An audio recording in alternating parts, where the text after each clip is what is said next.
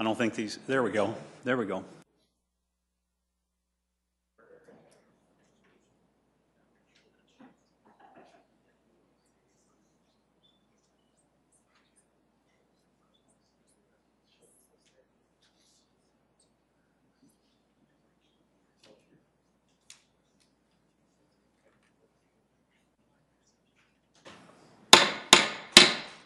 Welcome. I call this informational meeting, March 6th informational meeting, to order.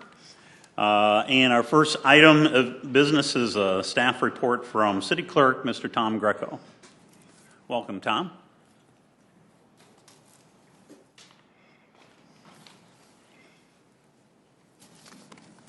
Okay, thank you. Council members, I'll give you a brief update kind of where we are with the election. A couple of things that I want to highlight today, talk about the ballot order. We had a drawing last Tuesday for ballot order. As a matter of fact, a couple minutes ago, I ordered our ballots. So we're looking good in that respect. Talk a little bit about precincts and polling places, some information for voters, and important dates. Those last three items I'll breeze through. They are important. We talked about them last time. So as you can see up here, the ballot order, we have several races that will be on most ballots.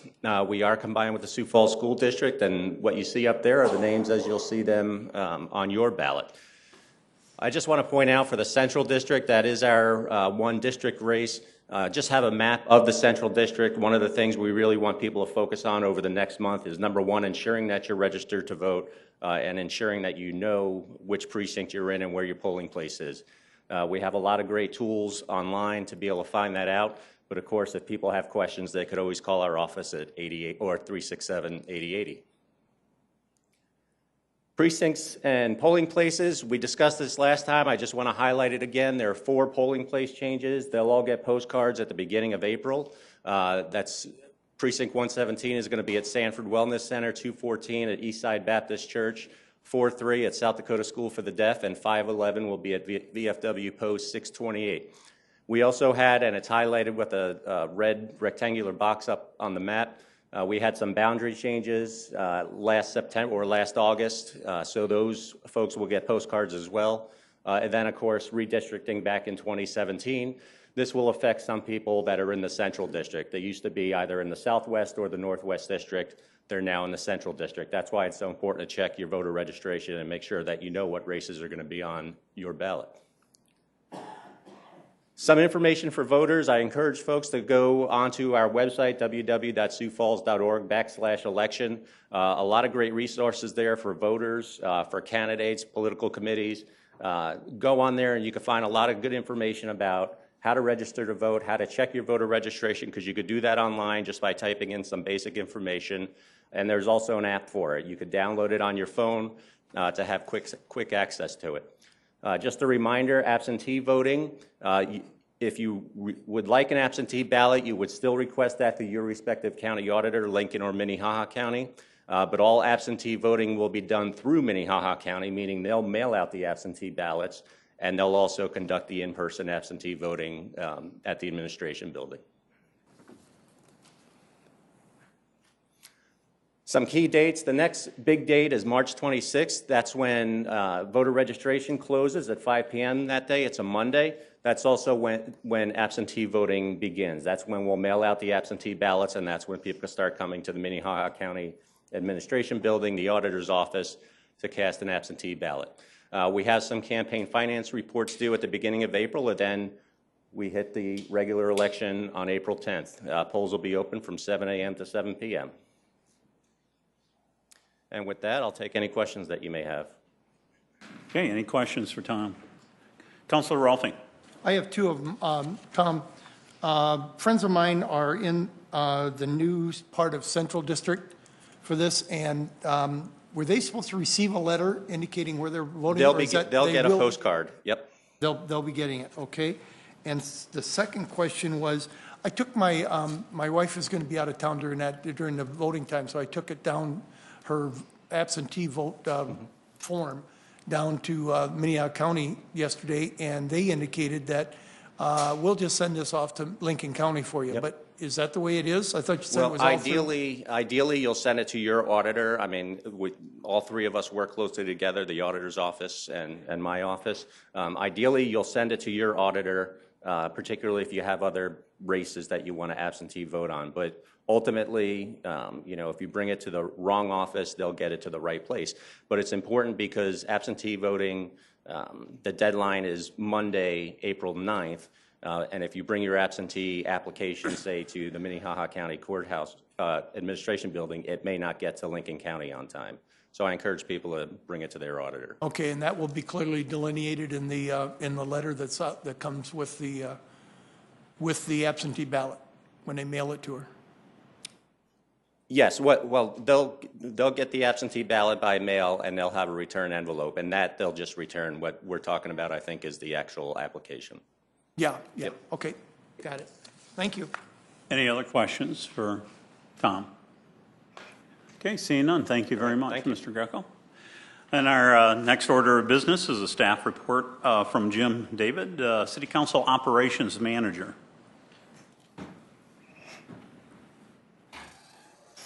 Good afternoon. Jim David, Operations Manager for the City Council. Today marks the deadline for when a bill must pass both houses of the legislature, and then beginning tomorrow, legislators will focus on resolving any bill differences that may exist by concurrence or by conference committee. On Friday, the legislature will adjourn and then reconvene on March 26th to consider any vetoes. Late last week, many of you have already heard that Senate Bill 84 was defeated in House Judiciary. The bill would have prevented the state or any of its political subdivisions from entering into a confidential agreement. The proposal to repeal the sunset on the 911 surcharge, Senate Bill 98, is on its way to the governor's desk. It passed overwhelmingly in the House, as it did in the Senate. Another bill on its way to the governor's desk is Senate Bill 91. The bill, which authorized a state veterans cemetery in Minnehaha County, was approved unanimously in both houses of the legislature. Be happy to answer any of your questions. Thank you, Mr. David. Any questions for Jim? All right, seeing none. Thank you very much, Jim. Now we're moving into City Council open discussion. Any items for open discussion? Councilor Neitzer. Thank you. I have two items today. The first one is I attended a presentation named Community Matters, which was featured by Charles Marone of Strong Towns, which was sponsored by Downtown Sioux Falls. I was honored to be one of the panelists during a discussion afterwards. If you aren't familiar, Strong Towns is a nonprofit that focuses on making us rethink how we do growth and development. He really challenged a lot of our notions that gave us some food for thought, I think. He talked about parking minimum requirements, how development doesn't pay for itself, sprawl, and many other things, how to revitalize neighborhoods, some good ideas, I think, for us to work with community development to do micro projects. That was a very interesting thing. Downtown Sioux Falls did tape it, and one of our favorite cameramen was there, and he taped it too, so I suspect you will find the video somewhere on YouTube or somewhere else. So I would encourage you to go take a look at that. So it was really intriguing and something to think about. The other item I want to talk about, and hopefully Jim can put it up on the screen for me if he's got it. You'll never guess probably what you're going to see, but I'll bring it up here. There we go. Okay. So I just want to show you a picture of two animals, and you may have seen a story in the last week or so about exotic animals. The first one on the left is a bearded dragon, and that's actually on a table, and there's my little notebook. I got to play with the little guy for a while. He's easy to care for. He's native to Australia. He can grow up to 2 feet long. He's friendly and calm in nature. He weighs just over a pound, and he can live up to 14 years in captivity, and he's a very popular pet, and he eats insects, plants, and leafy greens, and he's very popular for children. And the second one is the American alligator. It's native to the United States. It can grow up to 15 feet long. It's probably not a friendly or calm nature. It can weigh up to 1,000 pounds and live for 30 to 50 years. It's a meat eater, and it will eat some pretty big animals. They can attack and even kill humans, even though it's rare, and it's probably not a great pet for children. One of these animals is a legal pet in Sioux Falls, and the other one is not, but I bet you won't guess which is which. The bearded dragon on the left is illegal to be kept as a pet in the city because it's not native to the United States, while the alligator on the right is legal, or at least questionably legal, because it's native to the United States, but that gets into some debate. So the exotic animal ordinance does make that distinction between being native to the United States and not. And there's been some more run-ins with issues with people who have snakes and lizards and tortoises and all kinds of animals. And so the city is starting to take a look at this ordinance again, and I've been looking at it for a while, and I hope to work with them to try to come to some update. I'm hoping we don't get back into urban agriculture and talking about chickens and things. I hope we can kind of keep the scope sort of narrow. But there's a lot of pets out there, bearded dragons, geckos, and all these little things that probably not a problem. And we need to talk about it, but we need to revisit this. There's also an issue with the number of pets you can have. You can have a total of 4 pets. And I would submit we should think about, is owning 4 guinea pigs and 1 dog the same as owning 5 dogs? Because, for example, you couldn't do that. You can have a total of 4 pets. Maybe there needs to be a distinction. So the number and what pets are appropriate. And one of our counselor's daughters did come to talk to us about, what was it, potbelly pigs?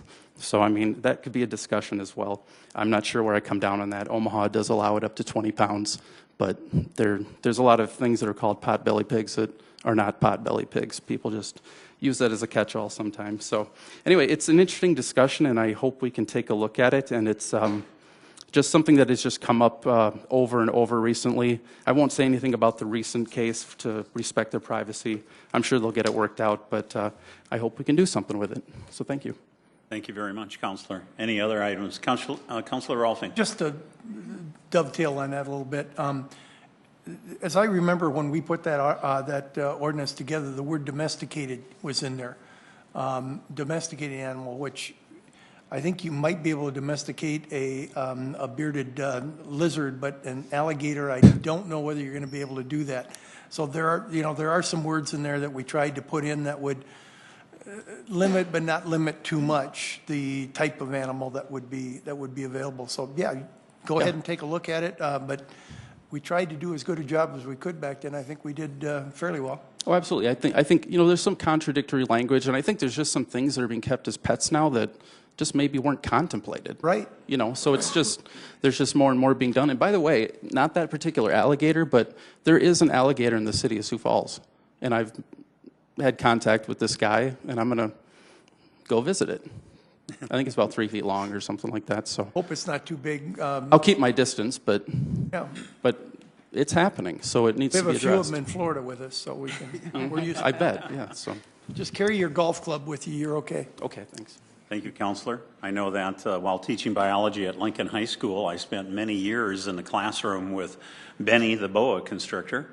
And it worked out very well during that period of time, except for one time when he did escape for about a week to 2 week period of time, and the custodians refused to clean our room during that period of time. We eventually did find him wrapped around the motor of the refrigerator we had in our room to keep himself warm. But anyway, so it's, I think under the guidelines, that probably would not have been a legal pet to have in the school at the time. But anyway, it's worth a good discussion. Any other questions? Councillor Staley. Oh, I have not with that. No, that's fine. Go ahead. Well, I want to talk right now about a very serious issue in our community. And this is something we've had a lot of conversations about, and I'm going to bring it up again, and it's the downtown parking ramp. I ran for city council. I'm on the council. I feel we are a guardian for our citizens to vet everything out to make sure that we are proceeding in all projects in ways that are going to be watching out for the taxpayers and the citizens of our community. And I've had concerns about this parking ramp since it came out of the gate months ago. And we have watched this thing unfold on these different layers of concern. And we passed it. We passed the project. I voted against it. Councilor Starr voted against it, 2 of us. And then we had the revelation there were criminal charges involved. And Counselor Starr, I am so grateful he was willing to sign on an ordinance with me to bring this back to the table, to say, let's take another look at this. There's no time rush for this parking ramp. We haven't sold the bond yet. We still have time to rescind the funding on this. And the night that we brought this forward, we had compelling testimony from the man whose daughter was buried in that rubble, warning us, alerting us that maybe you should back off from doing dealings with legacy development. And Aaron Holcren was involved at the time, and I know there was a shimmying undercurrent of events that said, let's reevaluate this and change the LLC, and Holcren is out, and now we've got the guy from Aberdeen in, Lamont, and everything is great now. Let's move forward. And Councilor Neitzer, I will be forever grateful that you changed your vote that night in January. We had Starr, Staley, and Neitzer saying, let's back off and have another look at this for the sake of our community. I have yet to visit with any citizens who have said this is a good deal. Anyway, we got voted down. Moving forward with the parking ramp, with Legacy. Now, yesterday in the paper, we see that Legacy Development is being sued by the family of Ethan McMahon for his death. And we're still going forward with this thing. It's absurd. And so we still have time to have an ordinance to rescind the funding.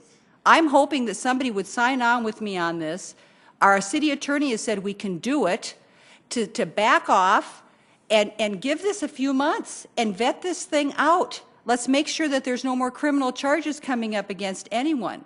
Let's make sure this is a safe project for our citizens. It just makes sense to me. And is a parking ramp really worth all of this? We need downtown parking. I've always said that. Councilor Starr has said that. But I'm very concerned about this right now. And it seems like nobody else wants to talk about it except me. So I'm saying it right now because this is my only opportunity to address this body and to address the citizens. And I understand people here are very committed to this and they think it's a great deal. But I think, for the record, I just wanted to be able to say this. I think we've got problems. We need to step back and reevaluate it. And it doesn't mean we don't think maybe it's a great thing. Let's do it in a few months. Let's do it after the whole lawsuit is over. But it's getting darker and darker. So I just wanted to say that. And I understand some of you think this is great, and as it is now, it's going to happen. Any other items for open discussion? Councilor Rolfe. May I respond to that a little bit?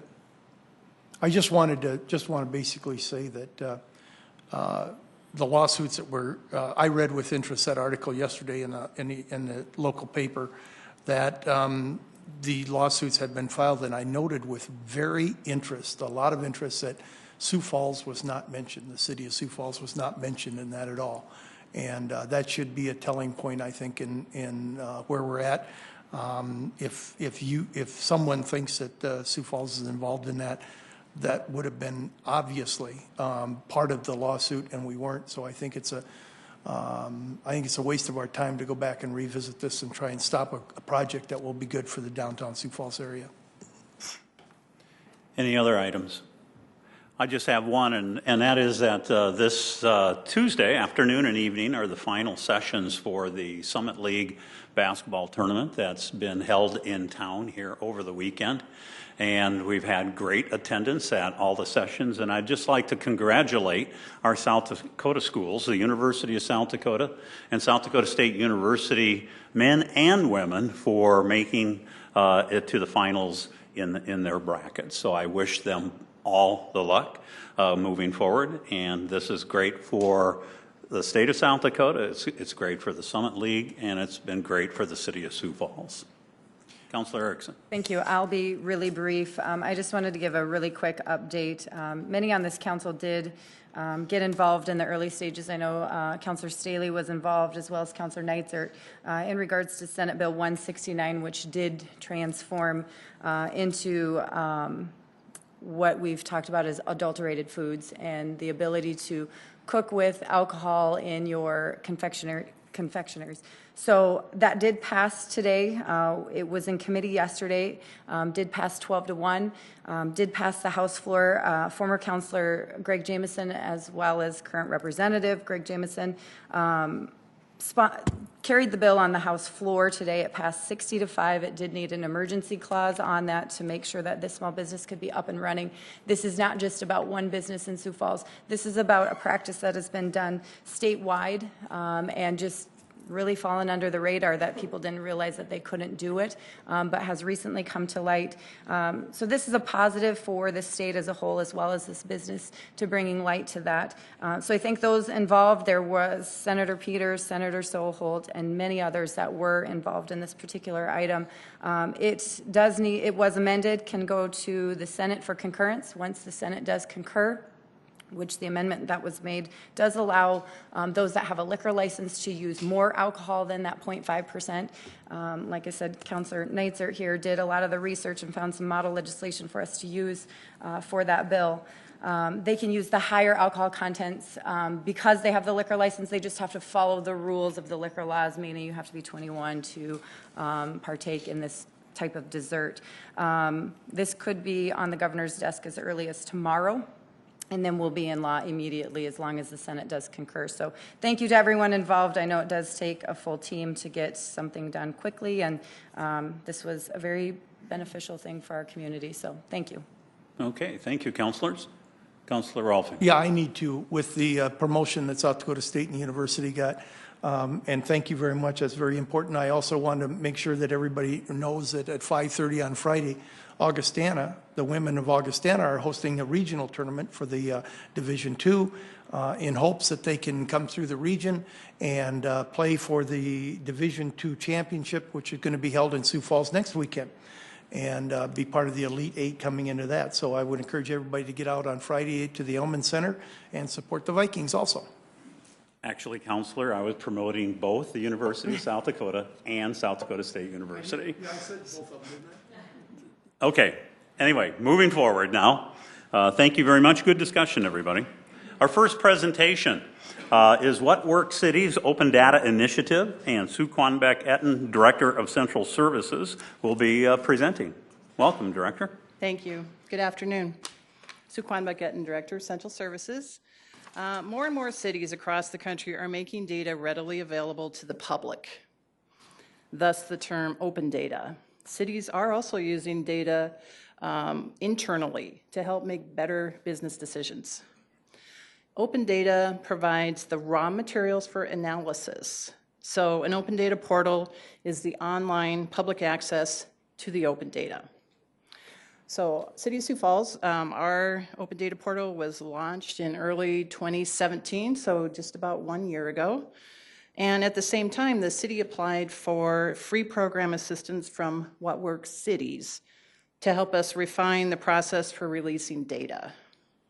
So Lori Soul is here today to give you more details about the city's open data portal, how it operates, and what you can find on the portal. And then Adam Roach is here to tell you a bit more about What Works Cities and the contributions made from the assistance they provided. So I'll turn it over to Lori.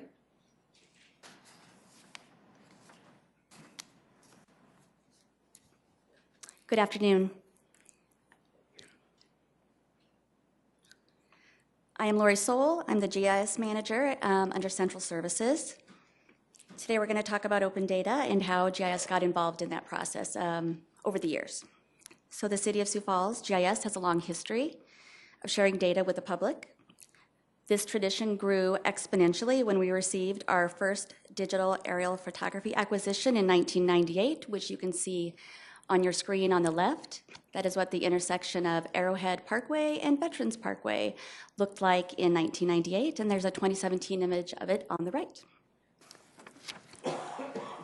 But we received numerous requests to share our other data layers, like address points, parcels, and streets. This was challenging since there wasn't an interface or an easy way to share these complex data sets. And when software vendors began to design interfaces to share this type of data, it was cost prohibitive. In 2016, an open data platform was introduced through our existing GIS vendor, and it was included in our enterprise license agreement. This platform was geared toward GIS data, as well as other text-based data types, like spreadsheets. This was the moment we had been waiting for. We now had the ability to share our data openly and for no additional cost.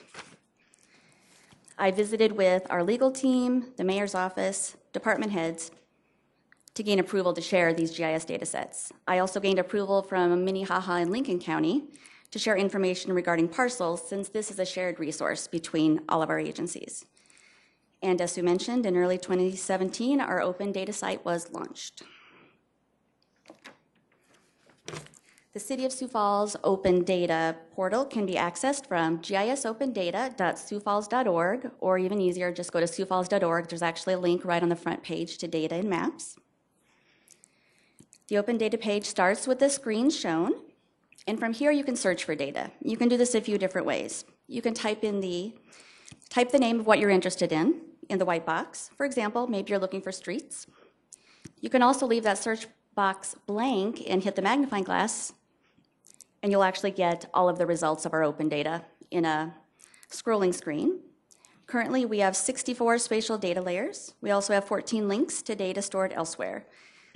Those other links are things like our city street map as a PDF, links to non-map-based applications, and to items like engineering design documents. When you scroll down on the Open Data page, you will see these categories. Instead of searching for data, you can browse from the following categories: community, education, imagery, infrastructure, parks, property, safety, and transportation. Each category describes the theme of data layers that are available. Safety contains fire stations, transportation contains streets, education contains schools, and so on. Here's an example of what the property category looks like. This category contains addresses, building footprints, easements, and links to addressing information, and to one of our most popular applications, Parcel Finder.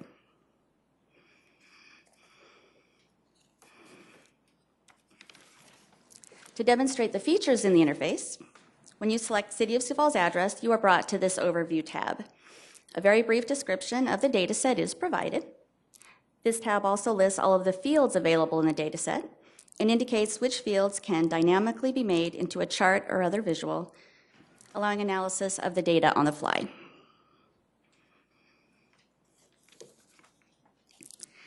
The Data tab displays the rows of data contained in the data set. This gives the user a preview of what they can expect if they choose to download the data set. You can also filter by selecting the symbol next to each field name. For example, I could choose to filter on the alias field for Vern ID. There's also a tab called API Explorer. This is for those who want to incorporate our data into their own web pages.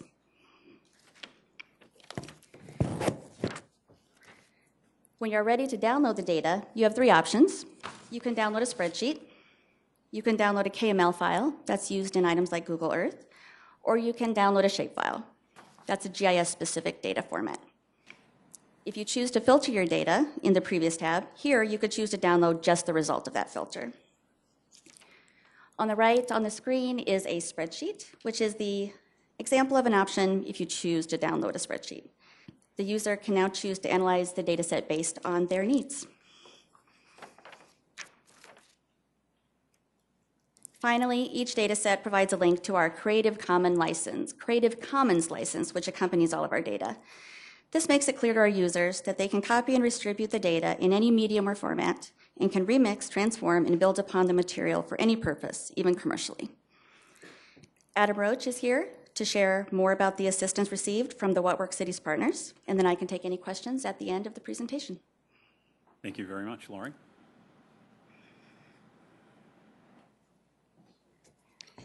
Good afternoon, Adam Roach with the Community Development Department. Today I will discuss our partnership with What Works Cities and how it helped us accelerate our open data initiative. About this time last year, the City of Sioux Falls was offered a unique opportunity to partner with the What Works Cities initiative through Bloomberg Philanthropies. Bloomberg Philanthropies' goal was to help 100 mid-sized American cities between 100,000 and 1 million people. Other regional What Works cities include Fargo, Des Moines, Lincoln, Fort Collins, both Kansas City, St. Paul, and Minneapolis, just to name a few.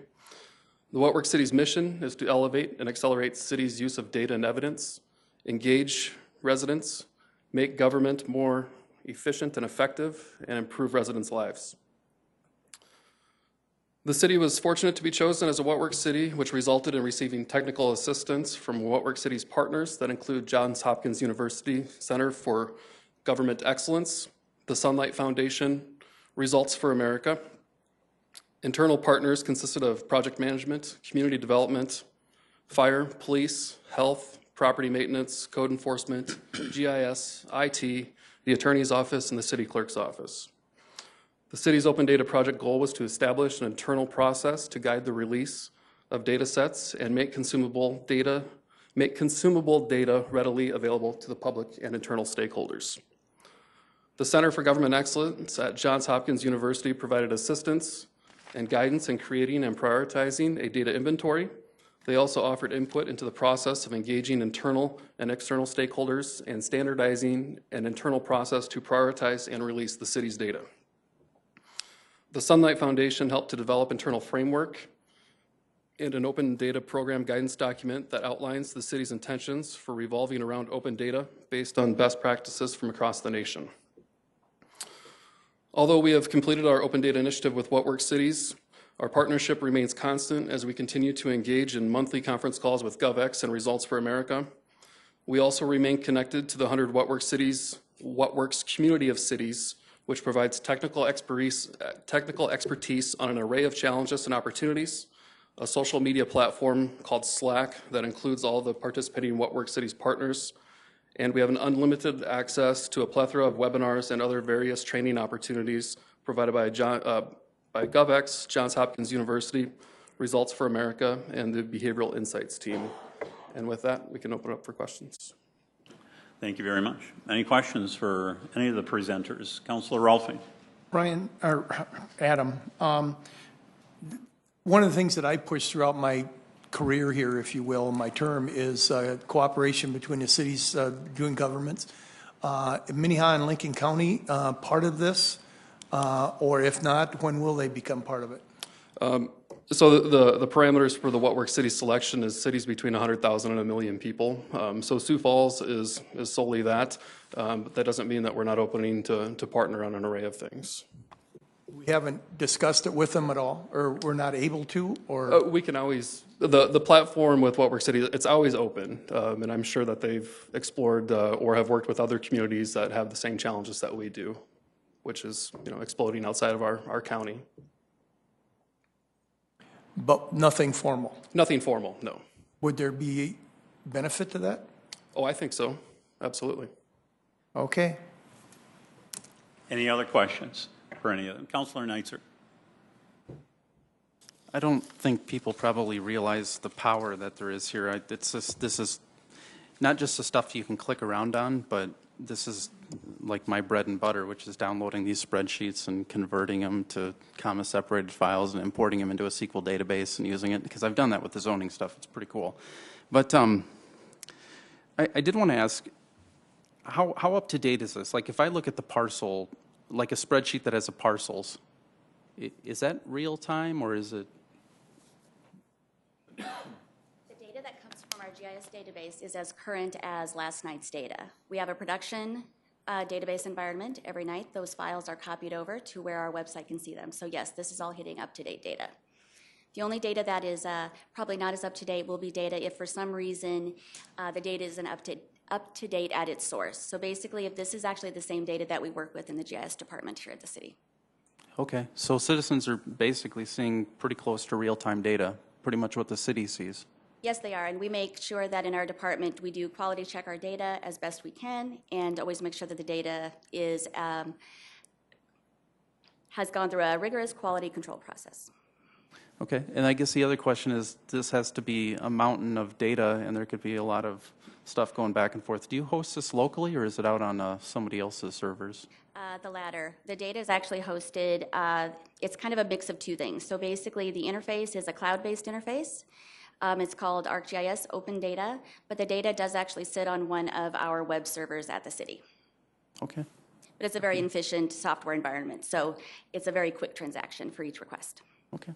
Great, thanks. Okay, thank you, Counselor. Any other questions for any of our presenters on this topic? Counselor Erickson. It was brought up at one point that citizens, if they had a request of something they would like to see or the report, how would one go about doing that? Would they contact your department directly? Would they contact us?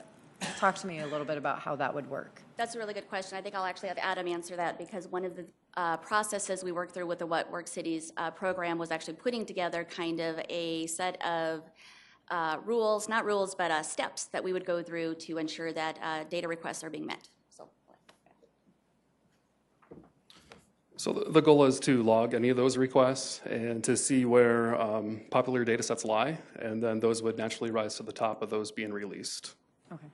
So they would contact you? They can contact me. They can contact me. Yeah.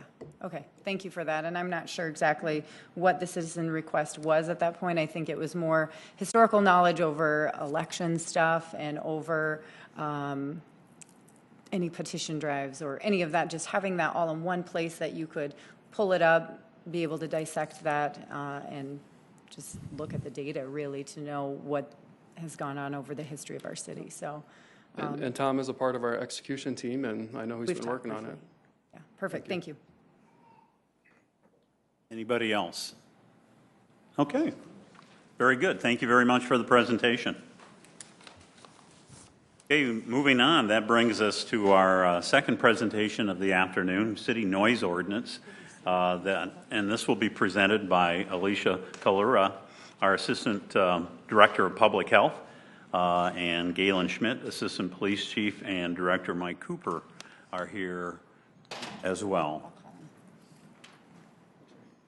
I just don't want to be on the open. I don't want to be on the open view. My apologies. I managed to close my presentation. Good afternoon, and thank you for hosting this presentation this afternoon. I'm Alicia Kalura, the Assistant Public Health Director. I have others from our team here today, Jill Franken, Public Health Director, and Luann Ford, Public Health Manager, who oversees our noise program. There will be others assisting with our presentation as well, Assistant Police Chief Galen Schmidt and Director Mike Cooper. So we're here to really give you an overview. Let's see if I've got this. Well, I'm really fumbling around here today. An overview of our downtown noise ordinance specifically. So I'll start by speaking about that. Galen will talk a little bit about police enforcement, and Director Cooper will talk what the implications are for our zoning and mixed use downtown. Certainly, excessive environmental noise ordinance can have an adverse health effect. However, oftentimes noise ordinance is used to simply facilitate good neighborly relations and help communities come together where they live, work, and find entertainment in a close proximity to each other. Something else to keep in mind is that as of late, we've had a lot of conversation about downtown noise specific to music, but our ordinance actually covers noise across our entire community. And so any changes that are proposed to noise ordinance can have a significant impact on the community at large. So just something to think through. But we are here to support you with as much factual information as we can as you think through these topics. I think this is also probably a good time to remark on the Icon Lounge and how that case is going. I anticipate that we'll have questions about that case, and since it's an open case, I won't be able to go into it into great detail, but I wanted to give you some sense of the status of that, knowing that that will be heavily on your minds. I wanted to assure you that Health has been working with both parties involved in this since October of 2017. And as been reported in the media, the Icon Lounge has made significant improvements to help contain the noise that has been emitting from their building. And as they've made improvements, it has brought them closer and closer to what is within our ordinance guidelines. So the purpose of me sharing that with you is just so that I can express the health department's optimism and that perhaps you could think of it in that lens, because certainly as of late the media has what the media and the community are concerned about maybe isn't necessarily how we're viewing that case within our department. And I would also be remiss if I didn't thank our environmental team for the many hours, days, late nights that they've been working with this case and helping both parties come to a good outcome. So next, let's talk about what the noise ordinance requirement is specifically to downtown. Downtown is zoned as multi-use, therefore multiple land uses are permitted. If we were looking strictly at commercial, the sound decibel limits would be 65 at all times. If it was residential use only, it would be 60 decibels allowed in the day and then 55 decibels allowed overnight. So there's many more guidelines within our ordinance, as I mentioned before, but these are the ones germane to our discussion today. I also wanted to give you examples of decibels to help us understand what certain things sound like, and that can be very difficult, but I wanted to give you examples that we actually have taken within the city of Sioux Falls city limits. So for instance, an example of 50 decibels would be a slow city street or a quiet neighborhood. We've measured Minnesota Avenue at a busy time of day at 60 decibels, and then we have measured 229 or a high traffic interstate at 65 decibels. But bear in mind, this is very variable data. We could take the same readings at a different time of day, different weather conditions, or from different locations, and we could have a different result every time. Many things impact decibels and sound readings.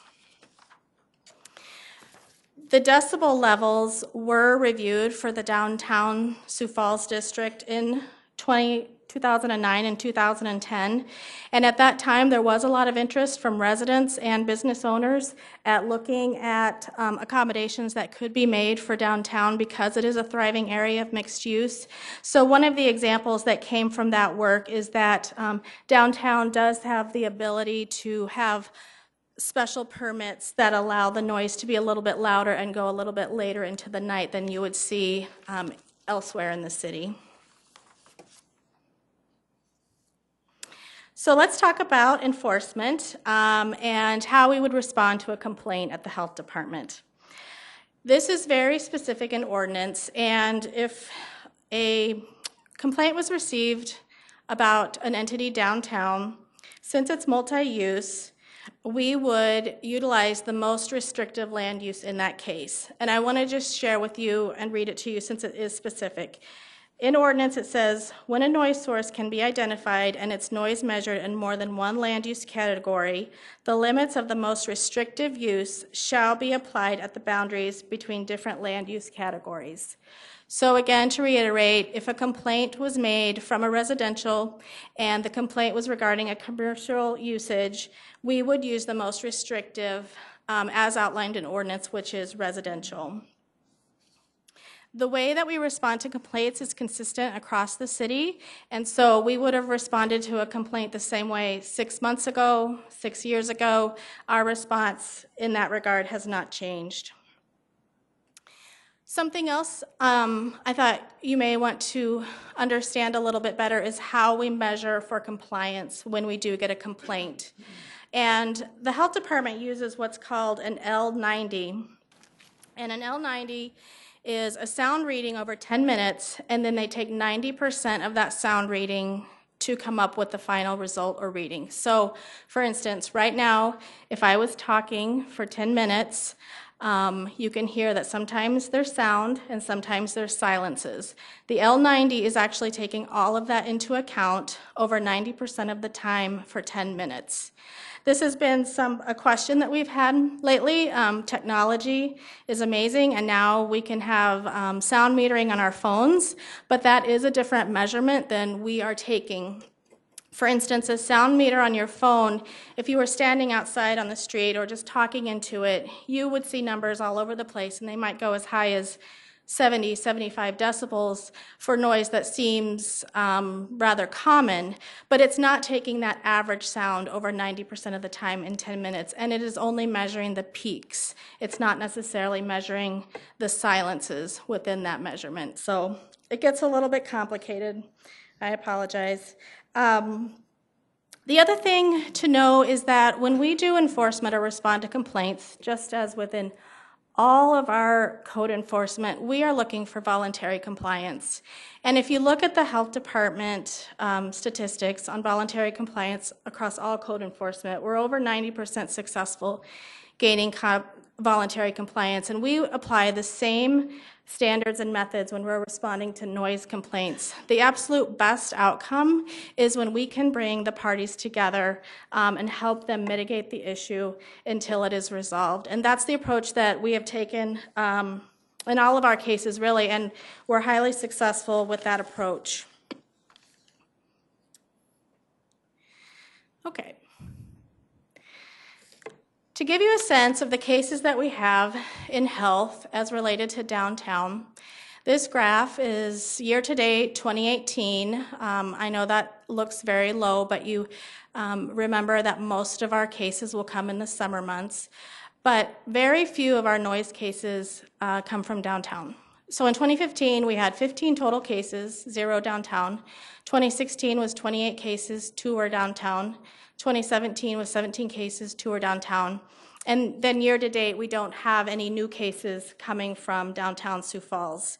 So again, this is provided to give reassurance that overall, the health department feels that the ordinance as written is serving the community well, and in those cases that we have a complaint or a compliance issue, in the vast majority, we are able to gain voluntary compliance. So I'm going to take a little break and ask Assistant Chief Galen Schmidt to come up, and then we will be available for questions as needed.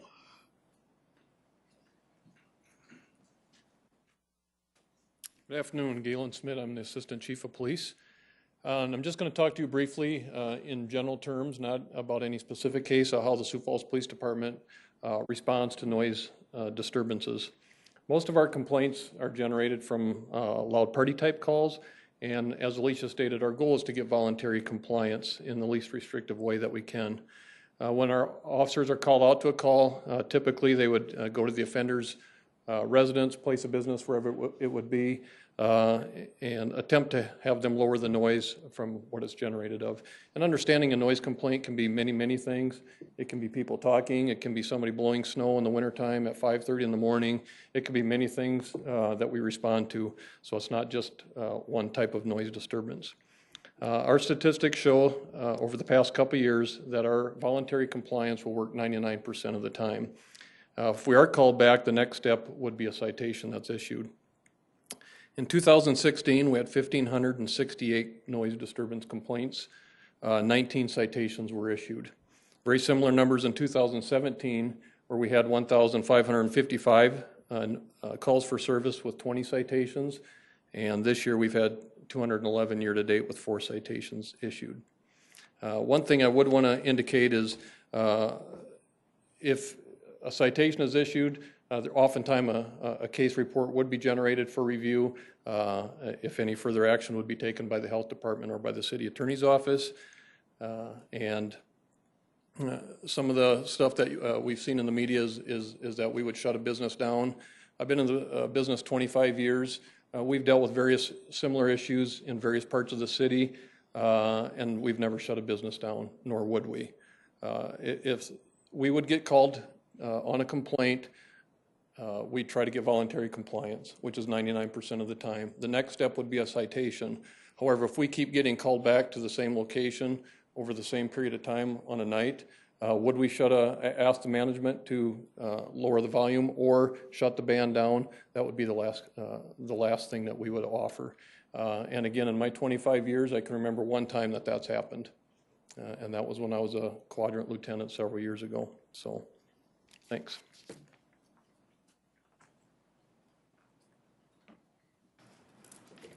Good afternoon, Council. I'm Mike Cooper with City Planning and Building Services. My task today is to put a little more historical perspective on downtown, specifically as it pertains to zoning and land use development. And I'll start out with when the 1983 zoning ordinance was adopted. Even prior to that time, downtown historically has been a place for a variety of activities and land uses, from residential to commercial to entertainment. With the 1983 zoning ordinance, the downtown area, or the CBD as it was called, had a specific zoning designation, which was the C3 zoning district. And that's what's shown here on the exhibit. So that core area of downtown had specific types of uses that were allowed by right. And those, for years, have been pretty well the standard, as again, I've said, from all sorts of residential to business or office activities. So historically, that has been what downtown is about and what has actually been encouraged for downtown. Over the last 5 years, as you know, we've been working with our Shaped Places zoning ordinance, which also has a special designation for the downtown district. We've adopted a downtown PUD, which conforms to our downtown boundary, 14th Street on the south end, Minnesota Avenue on the west side. For the most part, it goes along Weber Avenue to the east and then up towards Falls Park. The most recent expansion that was approved by the City Council was to add the rail yard redevelopment land into the downtown PUD. So at the top of the map, you can see that as we go up North Phillips and Main Avenue towards Falls Park, that corridor has also been historically part of the downtown zoning district. Within the downtown PUD, we have a form called the Village Mixed Use, which is kind of hard to read on this slide, but I just put it up there because that's the exhibit that we use in our zoning ordinance 101 to kind of help people understand what's allowed and actually what's encouraged to be developed within the downtown. So we have mixed use, we have layers of uses within one building. We have a variety of uses that are allowed by right. And those include residential as well as non-residential. And so again, the historical variety of development that you can do downtown has continued on with the Shaped Places zoning ordinance. And so I think the point that I want to make sure everybody walks away with today is that the issues that we've been talking about have not come because of special zoning changes that have been made or variances. The uses that we're talking about have always been provided for within the downtown district. And again, just to kind of emphasize what's going on downtown now and into the future, these are some slides that we put together for some other presentations to emphasize the variety of activity that can happen downtown. We have the Levitt Shell, which is going to be another major outdoor performance venue that will generate noise. We have the Cascade up on North Phillips Avenue, a new residential development right adjacent to the Levitt Shell. The rail yard redevelopment is going to include a mix of uses from residential to non-residential, potentially including some entertainment type venues. And as we've said more than once, there will continue to be some train noise within the downtown. The 10th and Phillips redevelopment with a new Lewis Drug and Sanford Clinic. As we've said, the proposal for this is that rooftop terrace will be connected to pave and can be used as an outdoor dining and entertainment venue. So there will be noise inside and outside with the people that are utilizing this particular facility. Washington Square on Main Avenue, a brand new mixed-use development with condominiums at the top, right across the street from the Washington Pavilion, which is probably our downtown premier entertainment venue. Now, obviously the issue there is you have two buildings that were specifically designed for those uses with pretty substantial materials, including the quartzite and concrete. But it is another example of the variety of uses that can be very close to each other.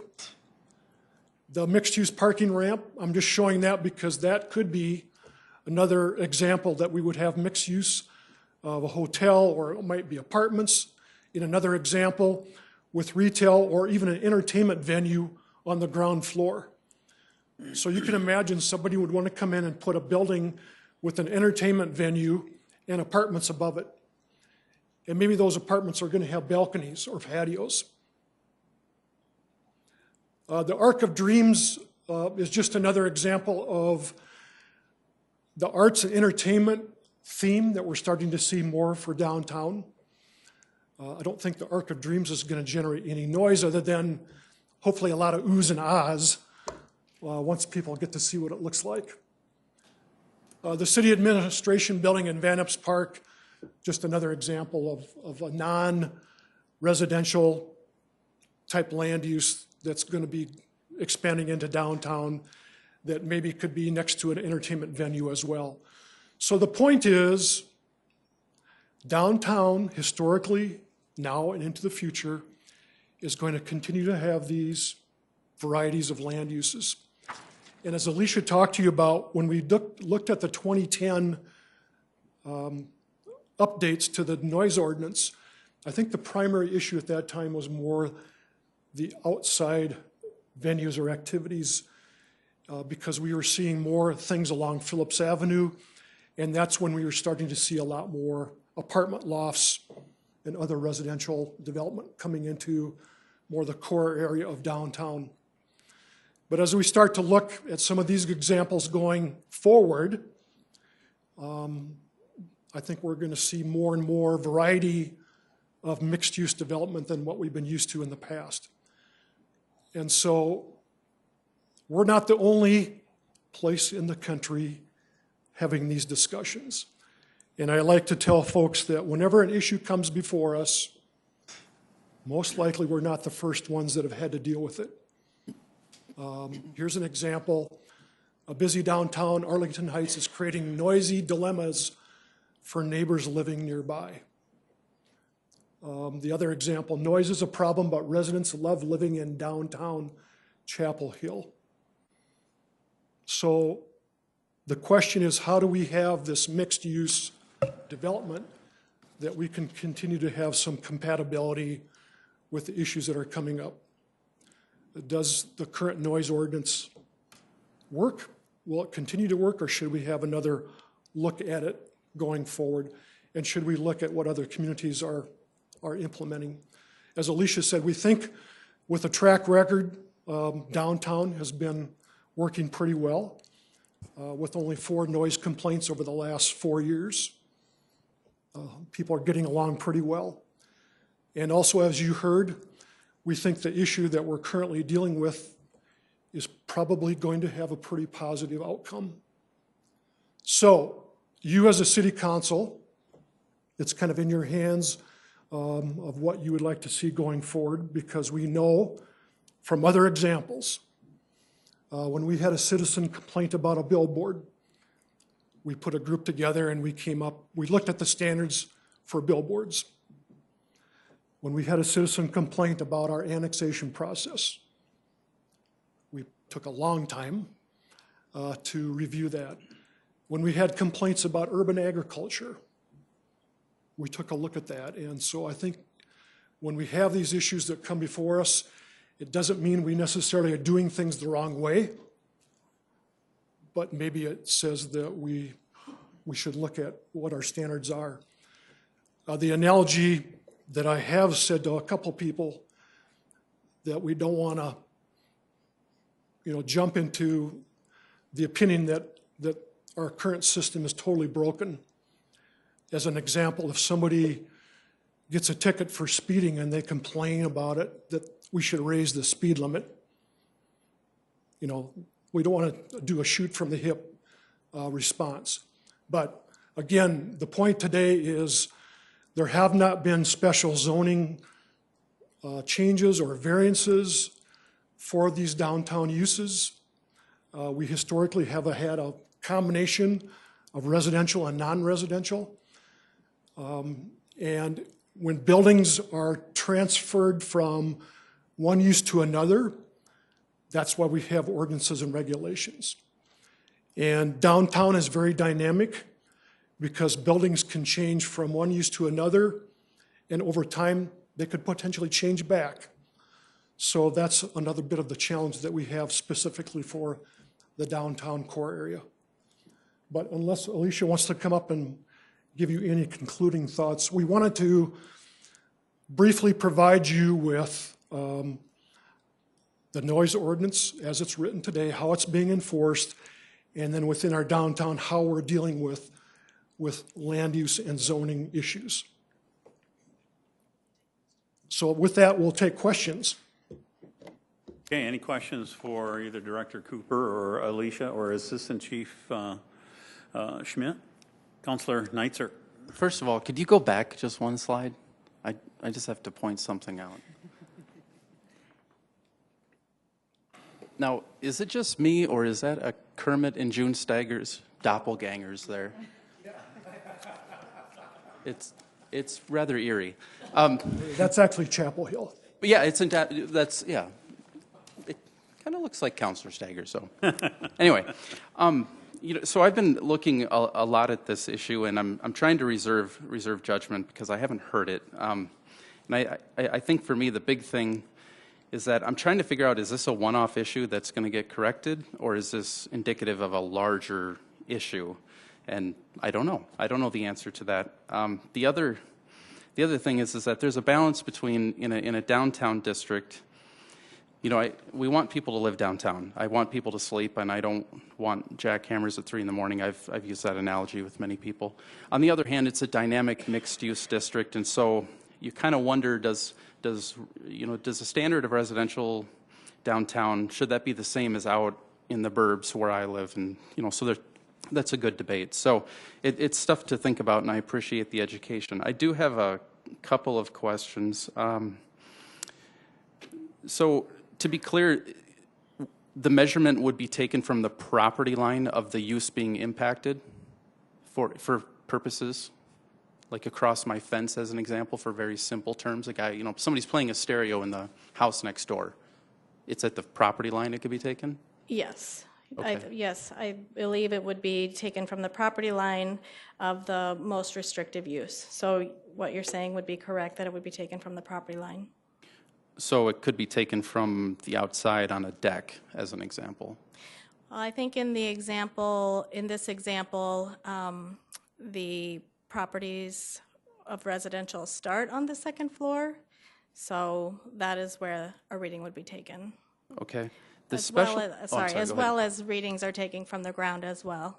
There's quite a few readings that have been taken in the general area.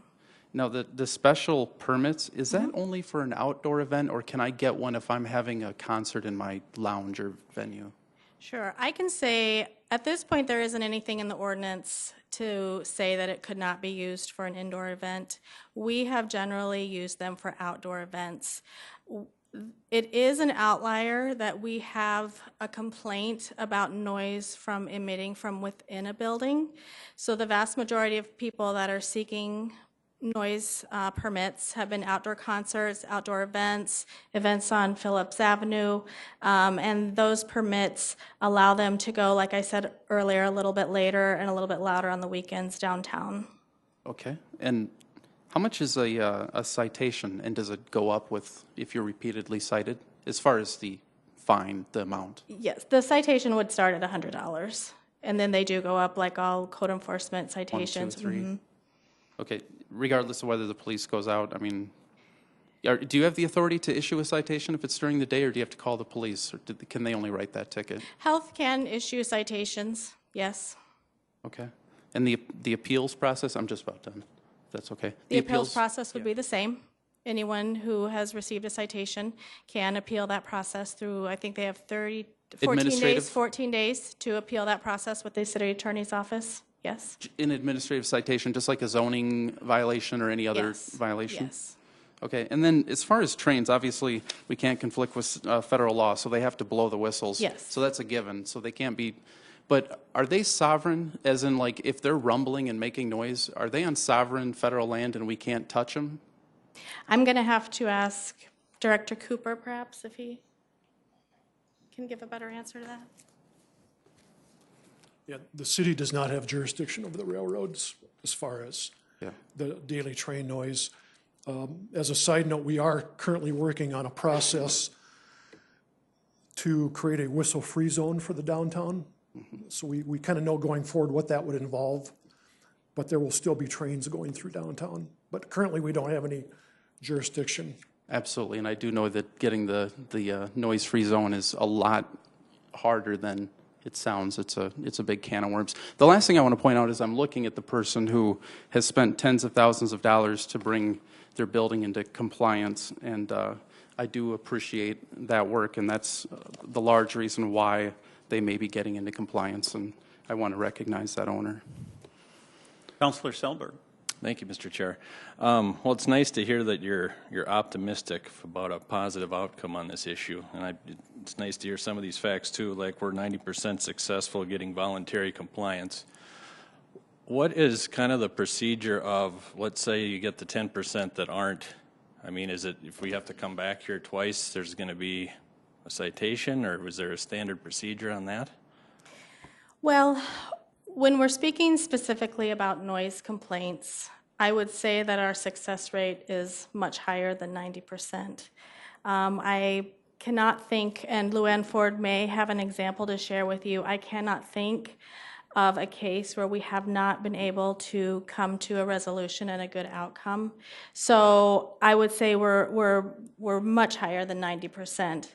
But noise enforcement is like all of code enforcement, where we would take the same procedure all the way along, first doing everything that we possibly can to gain that voluntary compliance. And if we could not achieve voluntary compliance, then we would go through the citation process, first, second, third, things like that. I cannot think of a case of noise that has escalated beyond that. So we would certainly be in close consultation with city attorneys and whatnot if we were going to get to that point with a case. Are there different sizes of fines and citations depending on too, or? Nope. No. With code enforcement, all citation levels are the same. Okay. Yep. My other question was, when you say, measures for compliance is according to an L90, what's involved in this test? What kind of Sure. device is it? What is it? Right. Well, it is a sound meter, and the sound meter will take a full 10-minute reading. So it isn't a snapshot in time. It accounts for peaks as well as valleys, and it will record the sound over 10 minutes. It is a very sensitive instrument. For instance, a little bit of precipitation or wind can really affect the readings that you get. So we try to take readings or replicate the environment to the best we can to get the most accuracy as possible. What that machine is doing over 10 minutes is you'll see on that machine flashing. We had it in the room with us the other day, and we were just talking, and it was going all over the place. There was 40 on there. There was 70 on there. But what it does is it takes all of that information, over 90% of that 10-minute period, and comes up with 1 decibel for that period. That's what the L90 is, as opposed to taking that one point-in-time peak measurement. Just averages it out. Yep, it averages it out. So it's even taking into account the silences. Okay. Interesting. Thank you. Yeah. Councilor Erickson. Can you stay, please? Sure. Remind me the cost for this special permit. Oh, goodness. I have that. Luann, could you? That's okay. I'll move to the next question No, until I you find it. It's fine. If you could pull up the chart that says noise cases dash health.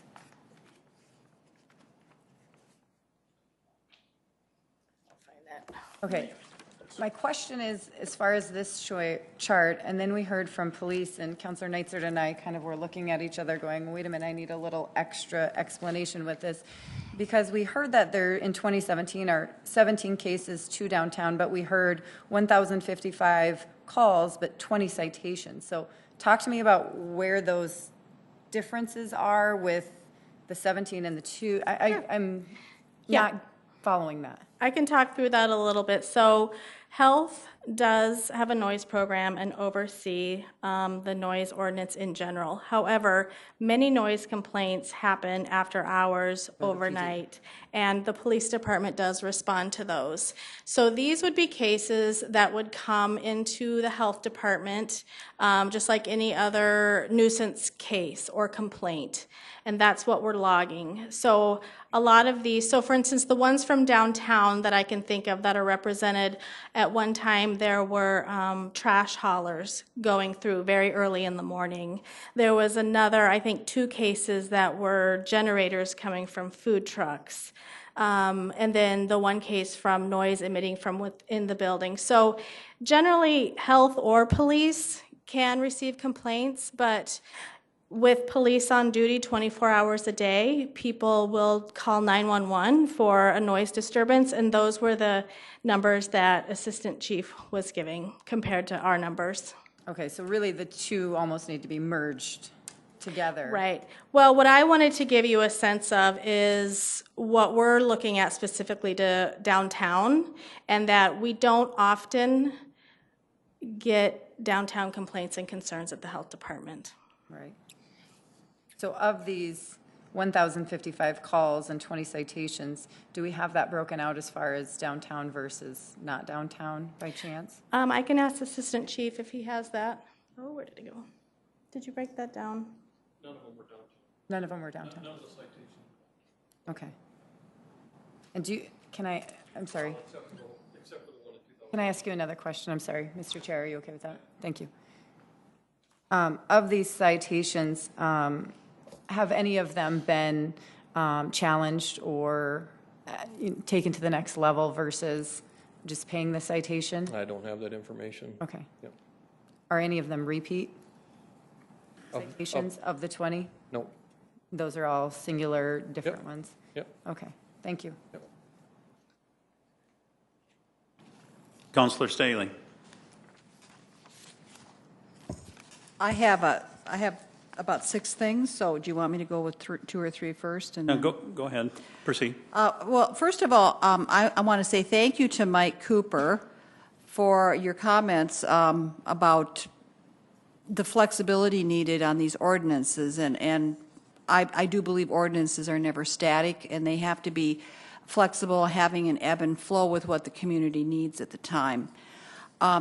So the first thing I want to ask is, let's talk about business districts. Has any area in our downtown ever been able to have 65 decibels? Have they been able, I'm sorry. Yeah, because my understanding is we're saying now that it's always that they are constricted by this. I mean, they're never in the commercial or business at all times of the 65. That has never happened downtown. Maybe Mr. Cooper can answer that. Is anybody eligible for that now? Right. Yes, commercial districts, the limit is 65 decibels. So commercial-only districts would be 65 decibels. So they have been able to do that. There have been places in downtown, like the Icon Lounge, in a certain place would be allowed to have 65? Are there places that could have been located downtown where 65 would be okay all the time? Well, from health's perspective, downtown is mixed use, and so if you have both, and then if there was a complaint, we would measure from that most restrictive use. So we are looking at land use when we are measuring for compliance. Are you asking if anyone's been able to achieve 65 decibels, or? Well, I'm just saying, so if we want to talk to the public, we're going to say, well, if you're a business in some other part of town, then you can have a 65 decibel at any time because you have commercial or business. But if you're downtown, in any part of that downtown area, you cannot exceed 65. Well, it is mixed use, so again, if there was a complaint, we would measure to that most restrictive use. Okay, so and I think that's been a little bit vague. The second thing, you were talking about measuring this throughout our community. I live over by Riverdale Park. People who have their backyards facing 229, what kind of decibel reading are they having? Are they constantly exposed to?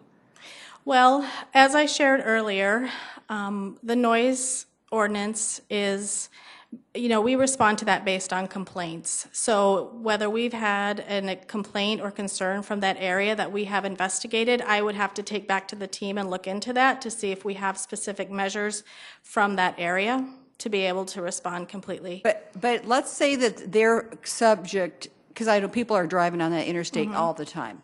And I can hear it actually over in my house. I live like a mile away. Sure. I can hear the interstate. So I can't imagine what those people right backed up to it would be.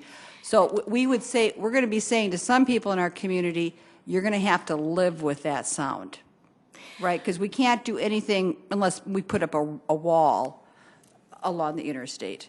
There are so many variables into your question that I would really have to take that back and really understand how to respond.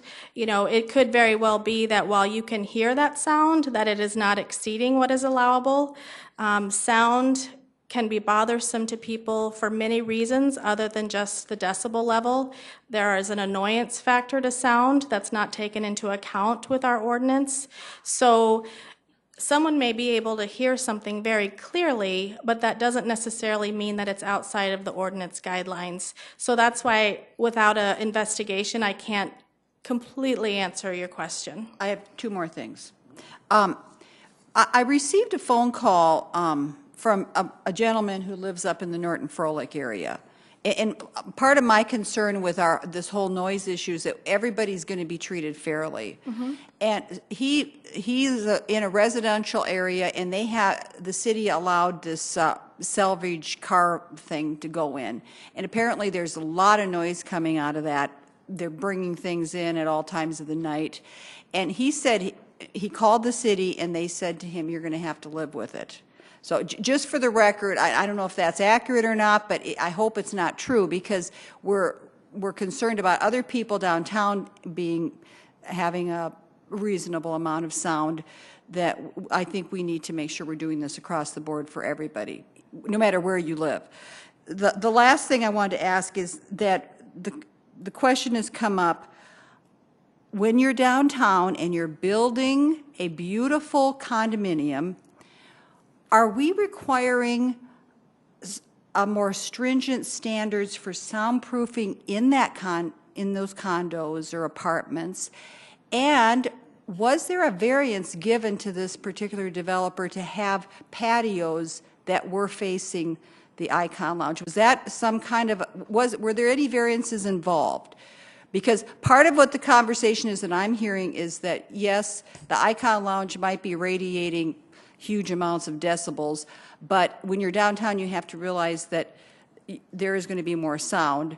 And so what burden falls back on the apartment condominium builder? Okay, so the first question, as far as building code requirements, the focus is on life safety and not soundproofing. So there are not specific soundproofing requirements other than within a building itself. There could be some soundproofing with those interior walls, but not in terms of the exterior. And then as far as balconies, the Uniform Building Code does allow balconies to encroach over a right-of-way if they're at least 15 feet above the elevation, the ground elevation. And we're working with not only the Jones Building, which put those in, but the new hotel that's going up at 9th and Phillips is also putting decks out over the east side.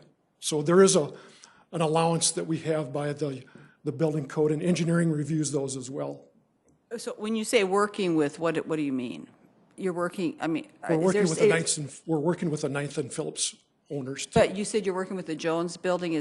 Could there be some energy there to make that something happen with draperies or something to help the sound from getting in? I'm sure we could sit down and talk to them about it, yes. I have not initiated those discussions at this point. But the point is that we don't have a building code that specifies soundproofing for the mixed uses. Okay. Councilor Neitzer? Or before I go to Councilor Neitzer, anybody else has a question? Councilor Neitzer. Are there any restrictions on hours of operation or anything with construction downtown? Or is it simply just the decibels measurement?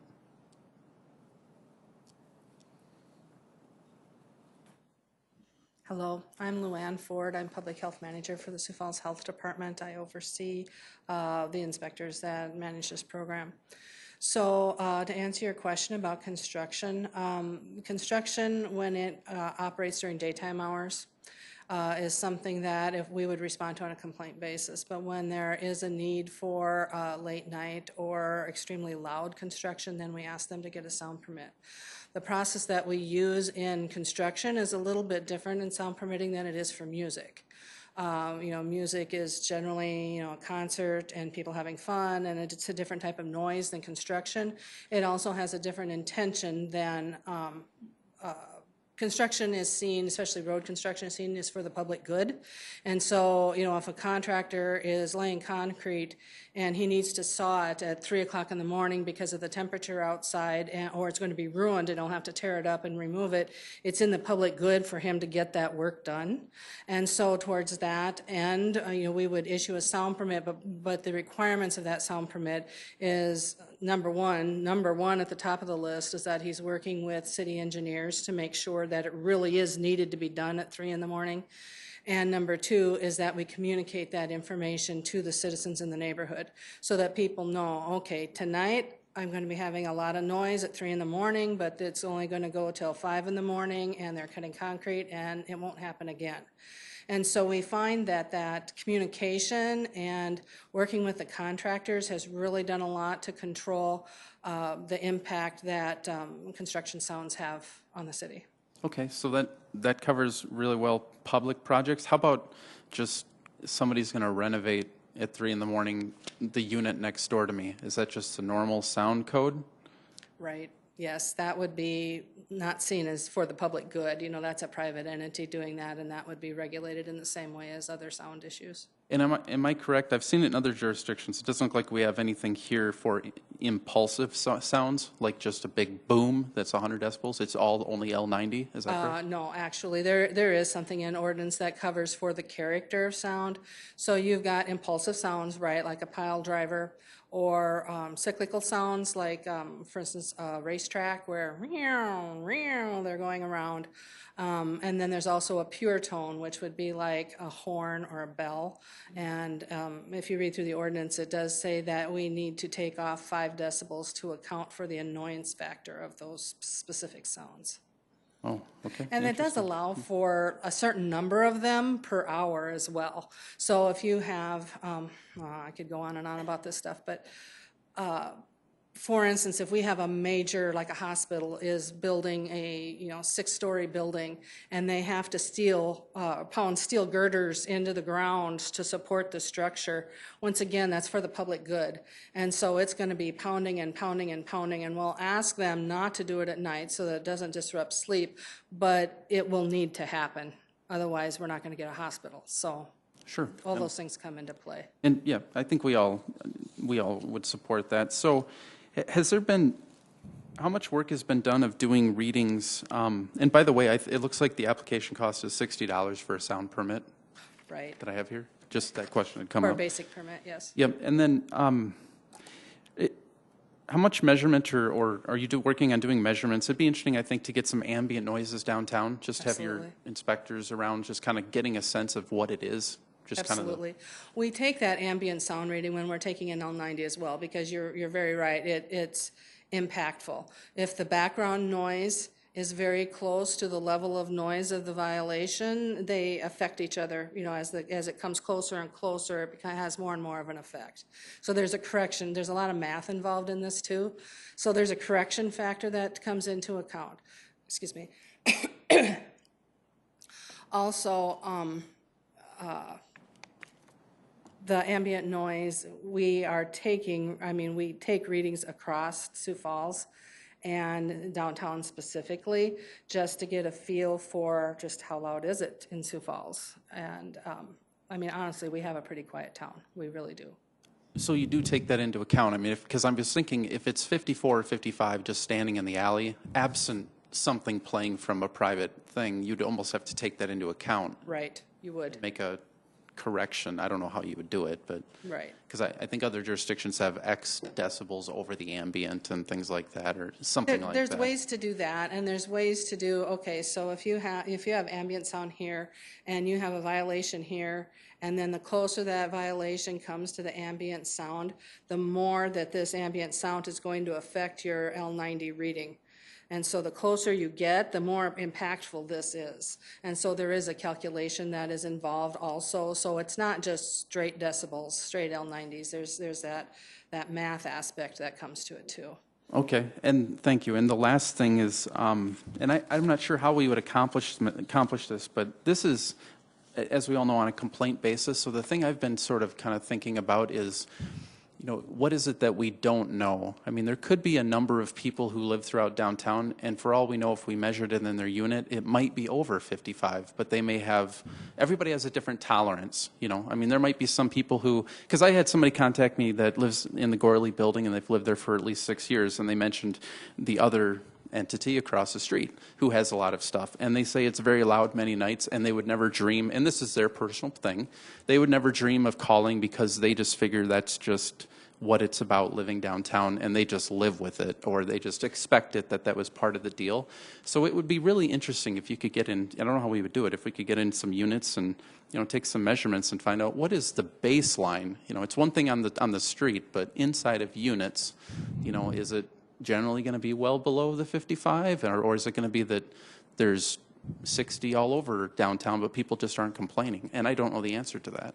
And I don't know if you have any sense, or I guess it's probably hard to know without measuring. But It's hard to know without measuring, and when you're talking about going into someone's personal living space, as a city employee, you know, we need to be invited. We're not going to go out and solicit going into people's homes. And you're right, also, there's different annoyance factors. Some people are far more tolerant. Some people are far more sensitive to it. And then there's also the annoyance factor of it is the fact, one of the examples I use is if you're standing next to a whitewater river and it's 70 or 80 decibels as this white water is going by you, and you have to shout at the person standing next to you just to be heard. That is not near as annoying as if you're standing next to someone who's shouting profanities at you at 70 or 80 decibels. And so a lot of what people complain about tends to be things that are annoying to them, and the loudness of it sometimes comes into play and sometimes doesn't. That's where the L90 comes in, because just because you're hearing it doesn't mean it's a violation. so that's where you have an objective standard. Right. We get subjectivity out of it. Okay, thanks. Councillor Selberg. I was just going to ask you, what sound did those cars make again? That was pretty... You want to hear it again? I do. Or maybe it's a little lower pitch than that. Good sound effects, thanks. All right, thank you. Councillor Starr. Thank you, Mr. Chairman. I guess to follow up a little bit on what Councillor Erickson was asking when we were looking at numbers of when complaints come, where I'm confused a little bit, maybe Alicia can probably help me, and probably the assistant chief eventually if we don't get there. I know when I've done ride-alongs with the police that the officer had been called to numerous, you know, a party was too loud or the neighbors had complained. They didn't know the officer didn't know specifically other than there was a complaint about noise. Explain to us how the difference is when the health department becomes involved. You've done a little bit of that, but there isn't somebody on call at the health department at 2 o'clock on a Saturday or Sunday morning to come out and take measurements. So the health department gets involved when it's an ongoing problem, or tell me the difference between what that officer does, because they don't have, you know, a lot of things, but they know that the party's too loud or there's other things going on, versus when do we get the health department involved to come and actually take that measurement? Sure. I'll try to start that answer, but then I will ask Assistant Chief to come up as well. I think he has some additional information regarding Councilor Erickson's question as well, but I wouldn't necessarily say that the severity or the trajectory of of a case is what involves health. It really is where that concern or complaint is coming from. Certainly, if the police department had ongoing issues, we would work closely together to find a resolution, but they don't necessarily always notify us of every concern that they've resolved at any given time. But Does I that was answer your right, question? though, that there isn't anyone on the, I mean, the health department's working 8 to 5 or 9 to 5, depending, you know, unless there is something specific in an evening call, or how does that enforcement happen? Yes, generally after hours, the police department is responding. A lot of times, if the health department is working outside of hours on a noise concern, it's an ongoing investigation. As I mentioned earlier, our inspectors have spent many hours, a lot of readings taken on Friday and Saturday nights. In the summers, they can work all evenings and Saturdays and Sundays working special events, making sure that special events are complying with permits, things like that. So they are working outside a lot of hours doing investigations or the work that it takes to support permits, but after hours it would be generally PD taking concerns or complaints. Thank you. Sure. Okay, very good discussion. And I think, wasn't the assistant chief coming up? Or he wasn't? I didn't. I'm sorry, I thought he had. She Would said you that he like had the assistant additional- chief to come up? Yes, I think you had some more information for Councilor Erickson's question. I'm good. I guess you decided I answered it well, so. Okay. All right. Well, very good discussion. Well, and one of the things that I learned here this afternoon from Councilor Staley's questions, the land use category commercial or business does not exist in the downtown district. It's mixed. It's all considered to be mixed use. Okay. So there has not been any kind of change in zoning or sound ordinance that has had an impact on the case that we've heard about here in recent news. But at the same time, it's good that we're addressing this, because obviously we don't want to do anything that's going to negatively impact this vibrant downtown that we have going for us. It's such a healthy part of the community. We don't want to see it stop growing the way it has been. So I think it's a good discussion. As Director Cooper had mentioned, when issues of this nature are brought up, we generally do take them very seriously with the different task forces that we have formed to address those, and I'm sure that we will continue to pursue this issue as well. So thank you to my fellow councilors for your questions, and thank you to everybody who presented this afternoon. That takes us to item C on our presentation. Proposed shape places zoning ordinance amendments, and our Chief Planning and Zoning official, Mr. Jeff Schmidt, is going to be addressing this particular topic. Welcome. Thank you. Thank you. I'm going to run through this relatively quick. This is a proposed amendment to the Shape Places zoning ordinance. I have two sections: on-site parking and on-premise signage. This is a proactive approach to addressing the zoning ordinance. As Mr. Cooper mentioned and Councilmember Staley mentioned, it's always good to address the zoning code proactively, and that's what we're trying to do here. In regards to on-site parking, this is parking on a premise. What we're trying to do is address motor vehicle sales lots, car lots, and currently the standards are the same for all size car lots. What we're trying to do is address them. If they're near residential, they're going to stay the same. If they're away from residential, they're not going to require additional landscaping. This is not for retail establishments. This is just for motor vehicle. We also changed the standards where we're not addressing the minimum parking standards, and this is just addressing over 250 vehicles. So the new standard that we're proposing is for motor vehicle sales lots if they're greater than an acre and closer than 250 feet from a single family, twin home, townhome. Then those hard surface lots need to be divided into smaller areas and landscaped, and we're requiring them to have additional buffer yards. I'll show you again an example here, but this is where you really got involved with the 41st in Minnesota large auto sales lot. These are the standards that were put in place, okay? So this also is not only for sales, but for storage vehicles. So again, the overview.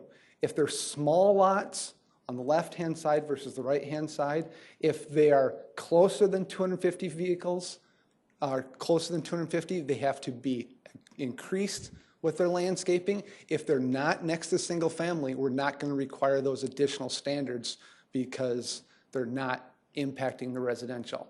Same thing with the large residential lots. The one on the left is the 41st in Minnesota.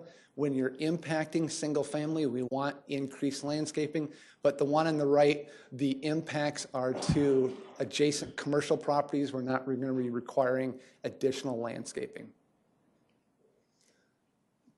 I'll jump right into on-premise signage. Okay. Signage. This is much more complex and a bigger issue. Okay. The United States Supreme Court in Reed versus Gilbert passed a new Supreme Court ruling on this case right here. Okay. In Gilbert, Arizona, they put up yard signs, this yard sign, and they were restricted on putting up yard signs, and it went to the Supreme Court. Okay.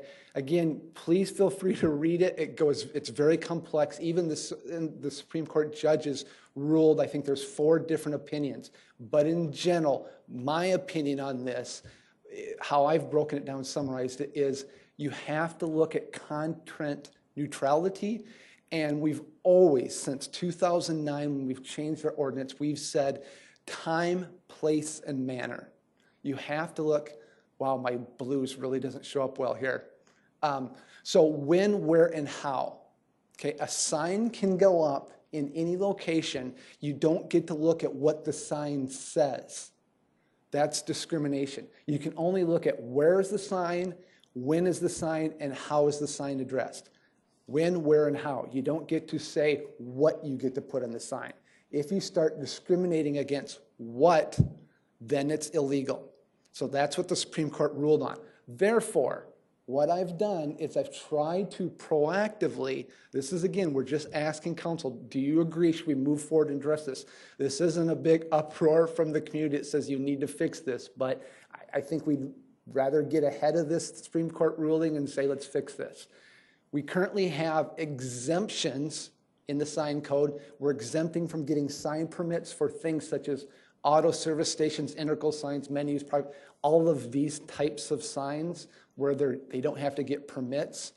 And specifically, if you have a banner, if you have a window sign, if you have a menu sign, or if you have a auto service sign, those are pretty content neutral on how we describe them.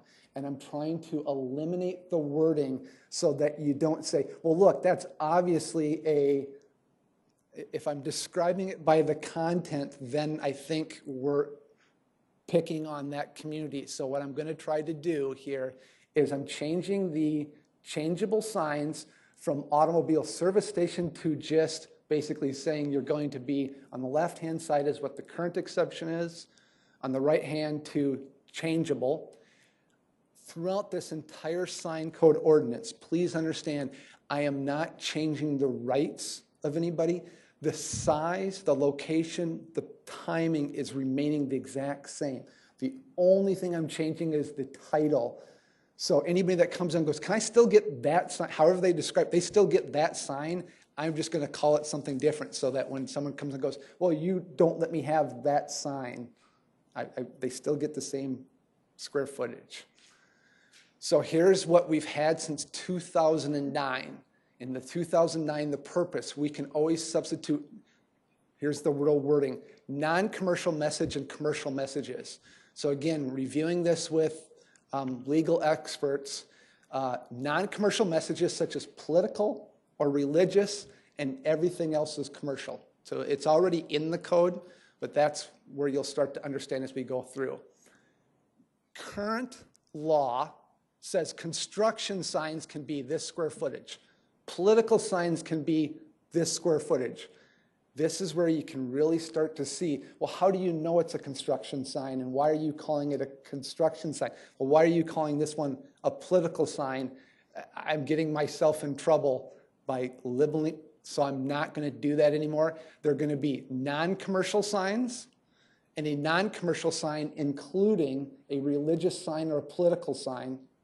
They can be, I don't care what they are, they're non-commercial. Any non-commercial sign, look, I gave you examples, they can put up whatever they want. The square footage stays the same, the timing stays, everything's the same.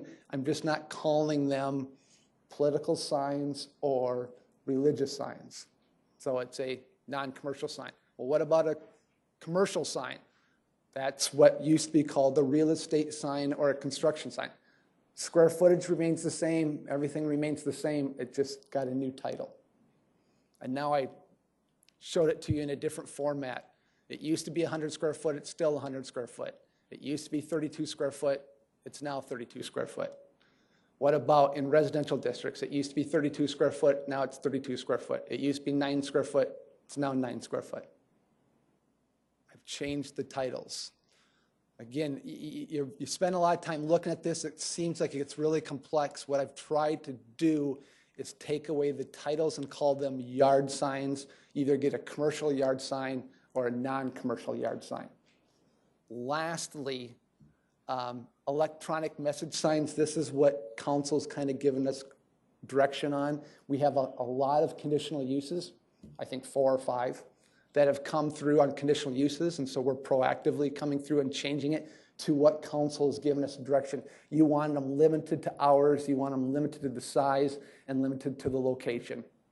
So we've addressed those 3 things and made them the new standard, and that's what you've seen now when they come through. These are the 3 standards that we place. So a lot of information. This goes to Planning Commission on Wednesday night, and then it will be coming back in front of you for first reading and second reading. The industries on parking and signage they've been part of the study groups, they've reviewed them, they've contacted me. In the end, they kind of look at it and they go, well, as long as nothing's changing, they've been comfortable with it. They knew I was coming today, and they knew they're going at Planning Commission and City Council. Okay, questions? Councilor Neitzer. I've glanced at this, but I'm going to have to really read through it because it looks like a lot of changes, but I know a lot of it is kind of just deleting and adding and stuff. But so can you go back to that, the last slide with the church sign? Or actually, it's not a church sign, but it was your rules about the church signs? Yes, it's not even church. Electronic message signs. I should be clear. It's not even about just churches, is it? No, it's not. It's EMS just. Correct. Okay.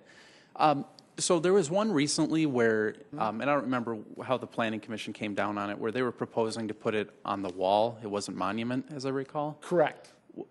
Is that still 49th and Bonson? 49th and Bonson on the northeast corner. Yeah. A facility wanted to put up a sign, and they wanted it to be large, and so we held them to these standards. Okay, so if you can't meet those, is this a special permitted use you're proposing so that you can go get a conditional if you want to? That's correct, sir. Go by any of these? So that would be the permitted special. These would be the standards that you would have to meet. Otherwise, then you would go to the. Right now, it's a conditional use. Always have to go to your hearing. Correct. Yeah, but now they don't have to if they can meet those rules. Correct. And then as far as do you believe the law allows you to? So you think you're allowed to? And I don't know the answer to this question, so I'm not challenging. I'm just asking. Yep. Non-commercial versus commercial, that the law allows you to make that distinction and give 2 different sets of rules? Yes, already. They already require that. And so we put that back in 2009. That was the original ruling, is you had to limit it by commercial and non-commercial message. What we're talking about is this language. That was already a federal rule that you have to be able to substitute a non-commercial message for any commercial message. Okay, so I mean that still stands, you believe, but where you think we get into trouble is where we start saying, well, for real estate signs you can do this big, and for a gas station sign you can do this big. You're being content based now? Correct. Okay. Why does a commercial sign get more than my religious sign? Okay, you said we have to be content neutral. Correct. What if somebody has something that would be, you would consider maybe indecent or hate speech or a swastika or a profanity, and they put that in their yard? Can they do that? They have a right to do that, just like right now they have a First Amendment right to put up and say what they want. Okay, and that, now, under the new proposal, you're saying that, would you have limits based on time and location? Like, Right. it has, you can only leave any sign, no matter what it says, for only X amount of days and in a certain part of the yard? Is that what you're getting at? That's what we currently have, and that's what I'm keeping, correct. So right now, we're limiting them to 60 days. So in a residential district, can I put a sign, would I be able to put a sign in my yard that says, you know, massages over at this address or something like this, or, you know, those sort of signs we see? Yeah, Or any commercial? That'd be a commercial sign, and then you could put a commercial sign in a residential district up to only 32 square foot. But even, see, I mean, to me, I don't, you know, the law may be the law, but it's one thing if a contractor puts a sign in the yard to advertise because he's doing my roof. It's yet another thing if I put, like, you know, some massage place that I like or something that's it's like almost like a billboard. Correct. That is the crux of the issue. That's the and then if that contractor roofing and siding, and then the person that goes, but I want to put, and we limit one and not the other, they have the lawsuit and says, how'd you get him put his up? They put theirs up and I can't do mine. Okay. There's your discrimination act. And we're like, that's where it's really tough. Okay. Extremely and I will read difficult. One more. Any other questions first? Any other counselors? Counselor Staley, we can come back to Absolutely, thanks. Jeff, first of all, like these signs, no one ever has to get a permit to do these. Correct. These are exempted from getting permits. So any yard signs, political signs, we're okay with that in your yard? No permit? Yes, they're exempted from getting permits. Okay. What could be, with what you're doing, and I'm hearing you say it's just a matter, it's like a formality, basically, right? You're talking about changing titles. Right, but I want to make it public. I want to bring it to this body and review it here as well, as because it's not a formality. I think it's a big, huge issue that people need to understand. Well, so I'm saying, if I'm telling a citizen what's happening, what's the potential negative impact of this? As Greg just brought up, are yard signs allowed in properties? Yes, that's a big issue. And so property owners are going to say, well, wait a minute, when did these yard signs become legal and they can put, well, do you understand they're legal now? Right. So, right. So that's not, but I mean, what would be the detriment of having a yard sign? I mean, unless there's something like he said, profanity. Or right. We're opening it up to more freedom of speech in Sioux Falls. Yep. And it's freedom of speech as well as it's in the eye of the beholder, because right now we're restricting it and say you can't put that up because it's not a construction sign. You can't put that up, it's not a political sign. And they go, I don't want to put up I want to put up, I love my young son sign. And you go, well, I love puppies. And you go, I don't like puppies. But we can't restrict them from putting up what they want to put on their. Or like it's a boy. Right. But again, I don't think that's going to be the issue. It's when somebody puts up something that you don't like. Mm-hmm. They put up a yard sign that says, I like the Packers. And they go, but I don't like that yard sign. Make them put, and we're like, we can't make them put down just because you don't like that football team. Mm-hmm. But it's not a political sign. It's not I can't tell them to put down that football team sign. Well, they didn't used to be able to put up those types of signs. I'm like, what type of sign? Look, I put up Go Wildcat Pride. I mean, they can put up Christian signs. They can put up football signs. They have a right to put up. That's what the issue is. And they're going to go, well, I didn't know they could do. They could. Okay. Yeah. Yeah. Thank you. Yeah. Okay. Good. And it's an issue. Right now, we limit them to political signs, construction signs. Any other questions before I go back to Councilor Neitzer? Okay. Councilor. I have a question about the parking, but before that, I remember a year or two ago, there was, I think, Sioux Falls Christian Schools, something like that. They had signs that were very, very common, and I think they were questionably running afoul of regulations. There's some news Correct. story about that. Under this, it would be Allowed. Yes. Yes. Yeah, I'll have to look at it. The 60 days. would it be? Yeah, that's a good question. Would they be allowed for a limited amount of time for the 60 days or whatever it is? Correct, and it's also content-based too, on whether or not they were political signs or were they marketing signs, and we were being forced to regulate them by, were they a political sign or were they a business sign? Yeah. Well, the law may be the law. The one thing that, and maybe I just have to just suck it up and live with it if it's the law. The big concern is that you turn a residential district into commercial because everybody's got their favorite, a Hardee's sign and all kinds of junk, possibly, and now you can't do anything about it. But I could see that. As far as the parking standards, the one thing I would ask you to take a look at, and maybe there isn't time to do it here because you're bringing it to Planning Commission tomorrow, so not. I know people who drive those double-decker trucks that deliver vehicles to dealerships, and what they've shared with me is that, and you'll see this in Sioux Falls, and they see this everywhere, is that dealerships never dedicate them loading and unloading space. Right. And they end up on the street unloading these things, which is a safety issue for them. It's a safety issue for everybody else. And so they wish there was, in the code, we would regulate and require some dedicated space, like you have in other places where you might require a loading and unloading zone, so they're not doing this.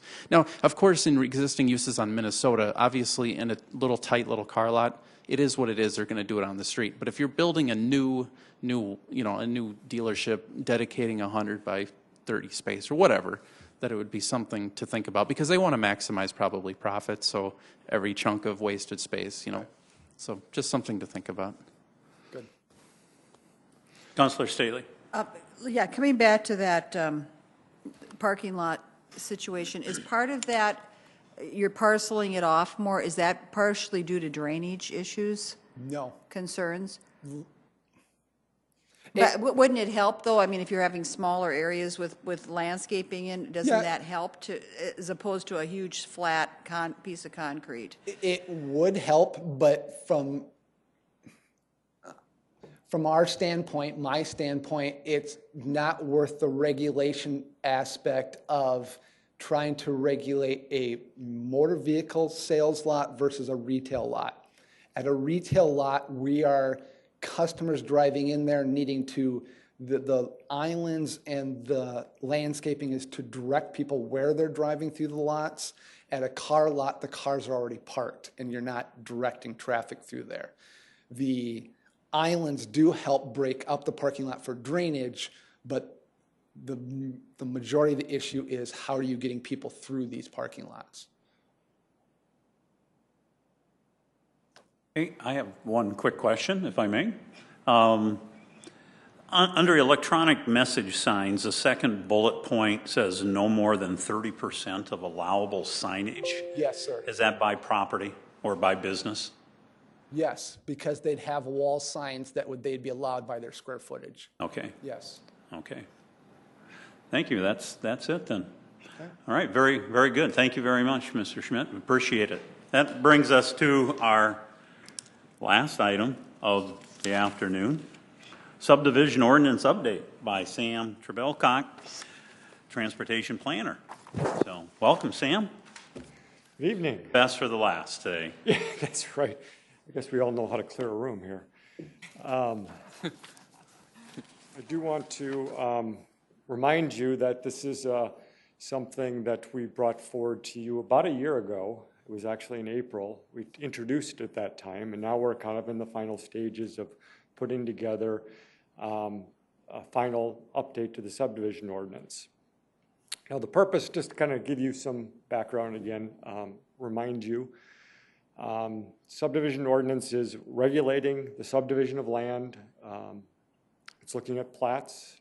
You'll see preliminary subdivision plans, things like that. Those are things that you see quite often. It's coordinating street, roads, utilities with other subdivisions, so it's the placement of that infrastructure. It's coordinating that with the zoning ordinance. and engineering design standards. And then also it's trying to maintain the consistency with Sioux Falls, the long-range transportation plan, and the complete street policy that we have. So the goals with this update started again April 2017. We're facilitating it. We're looking at not only within the city, but it's also the joint area with the counties.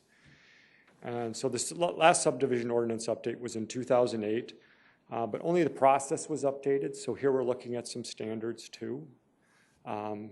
And also tweaking some of the processes as we looked at it through after the 2008 update. The update process that we've been going through, again, started back here in April 2017. We had a public open house after that in May. You might have seen that. It was right out in the overflow room. We had a neighborhood street visual survey that was done during that time. I'll take you through some of the results of that in a second. Then we started through with the Infrastructure Review Advisory Board. They formed a subcommittee. That subcommittee met during the summer. We had 4 different meetings to really kind of put this ordinance together and figure out what we needed to change and how we needed to do that. And then just this winter, we had the Infrastructure Review Advisory Board, the whole body, review it over 3 meetings, and then that was recommended for approval on February 7th. City Council Informational is here. To come yet, we have a second public open house. We're going to do that tomorrow night before Planning Commission. It is on the agenda for Planning Commission, so we can gain some public input before the public hearing and then go into the public hearing. And then it would come forward to you, back to you, if you see fit here in April for your public hearing and adoption. The neighborhood street visual survey that was completed, we had almost 600 surveys that were completed. Really thought we got good input as a part of that process. That really worked well. And as a part of that, over 300 comments, some of them very long comments, provided and showed some interest in some of the things that we're doing there and really helped us out. Some of the results of that survey, they included the people responded, indicated they prefer full infrastructure improvements on the streets. They don't like to see streets that restrict the flow of traffic. They prefer the grid street pattern over the curvilinear street. A lot of curvy streets like to see that grid pattern. They would like to use bike and ped connections with their neighborhood. We heard that an awful lot. And we heard that within the comments too. 22% of the comments were about complete streets and bike ped facilities. 12% were about traffic flow. 11% were about walkability and improved ped facilities. And then 10% of the comments were about maintaining and fixing existing streets. So I'm just going to take you and do some of the draft recommended changes, some of the high points, and kind of go through the main ones. Private streets. Currently in our subdivision right now, we have really no standards whatsoever about private streets. And we really saw that kind of as a whole. That's something that we need to look at. And so within this update, we're requiring that private streets have some standards for residential areas and non-residential areas. All private streets must be platted as a private roadway easement that can be recorded with the County Register of Deeds. Right now, you can record a separate parcel. That can be problematic in some cases because sometimes if it returns back as a tax parcel, who owns it? In terms of maintenance and things like that, that has become a problem. Another thing is some of the standards we will require at least a 28-foot street that be paved as a part of this. We're also requiring a maintenance agreement for the private street easement. Any non-residential private street, we would require that the streets include sidewalks on both sides of the street, curb and gutter, street lights, and driveways to city standard, just for the non-residential streets. When traffic studies are completed as a part of a development, they have to incorporate that as part of the developer engineering plan if there are private streets included.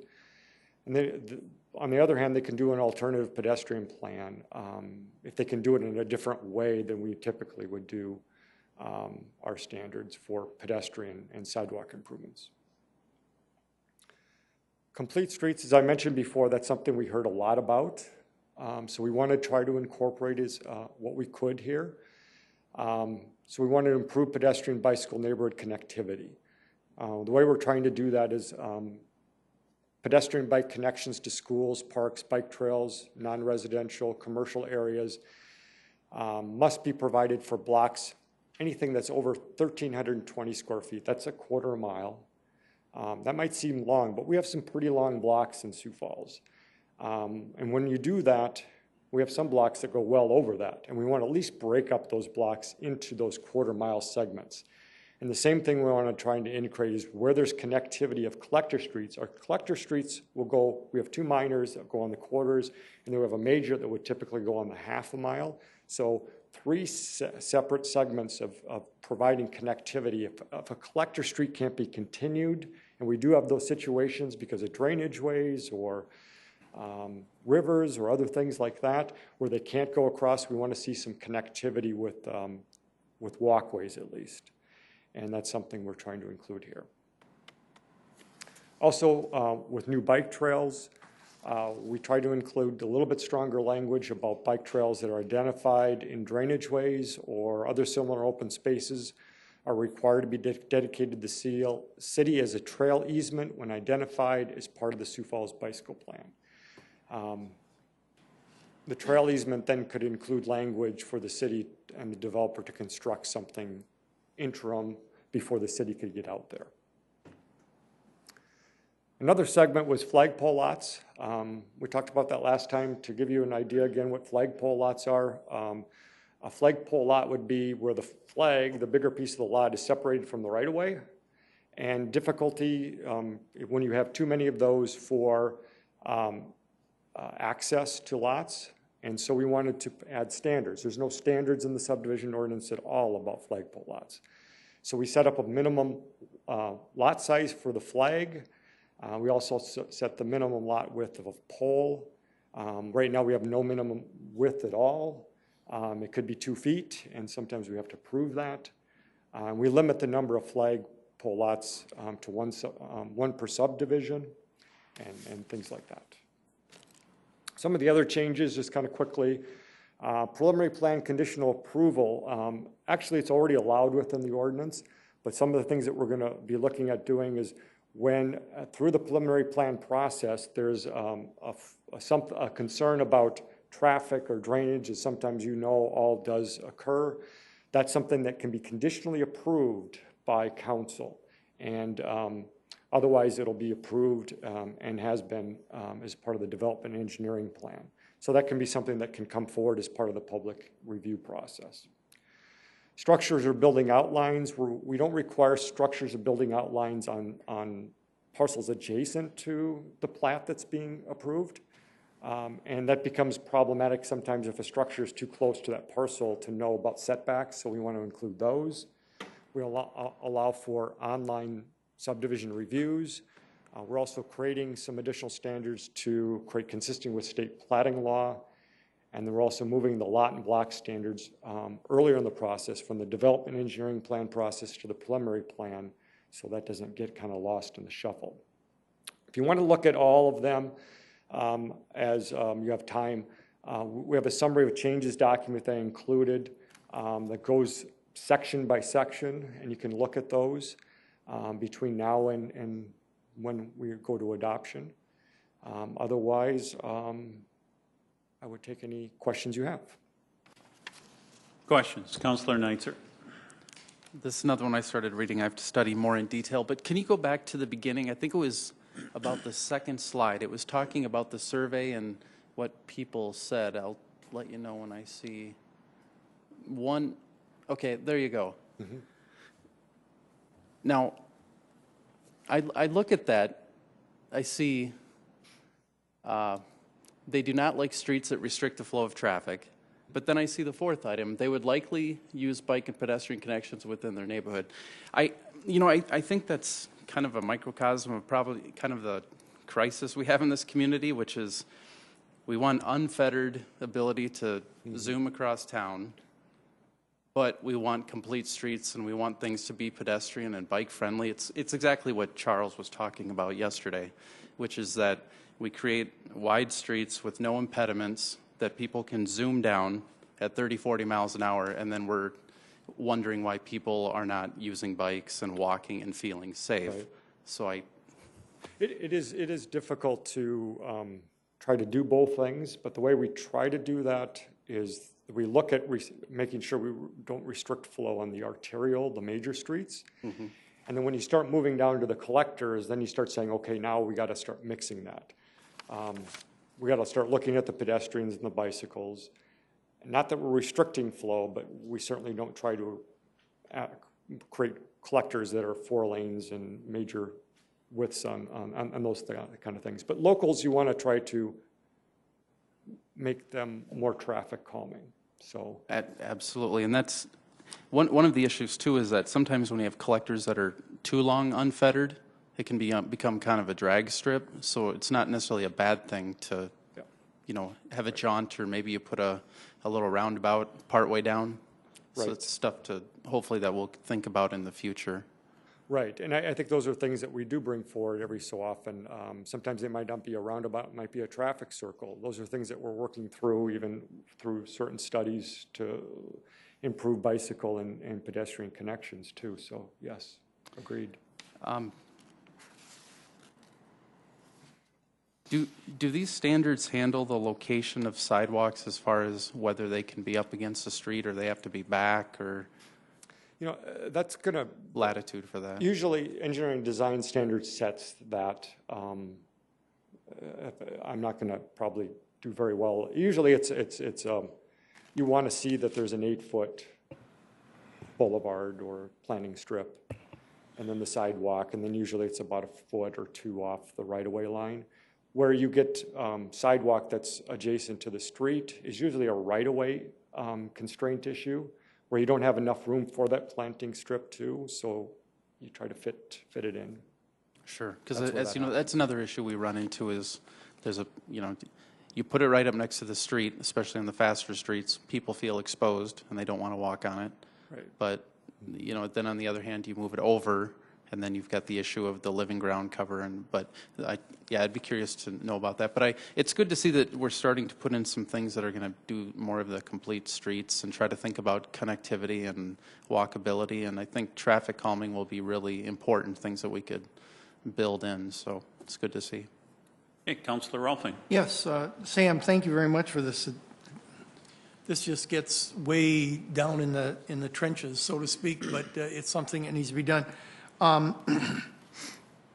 When you say people do not like, in the survey, do not like streets that reflect flow or restrict flow of traffic, what is a restriction?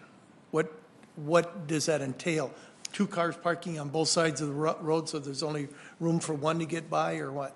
Yeah, sometimes I think people will see that there's certain streets, especially in the core area, that might be more narrow.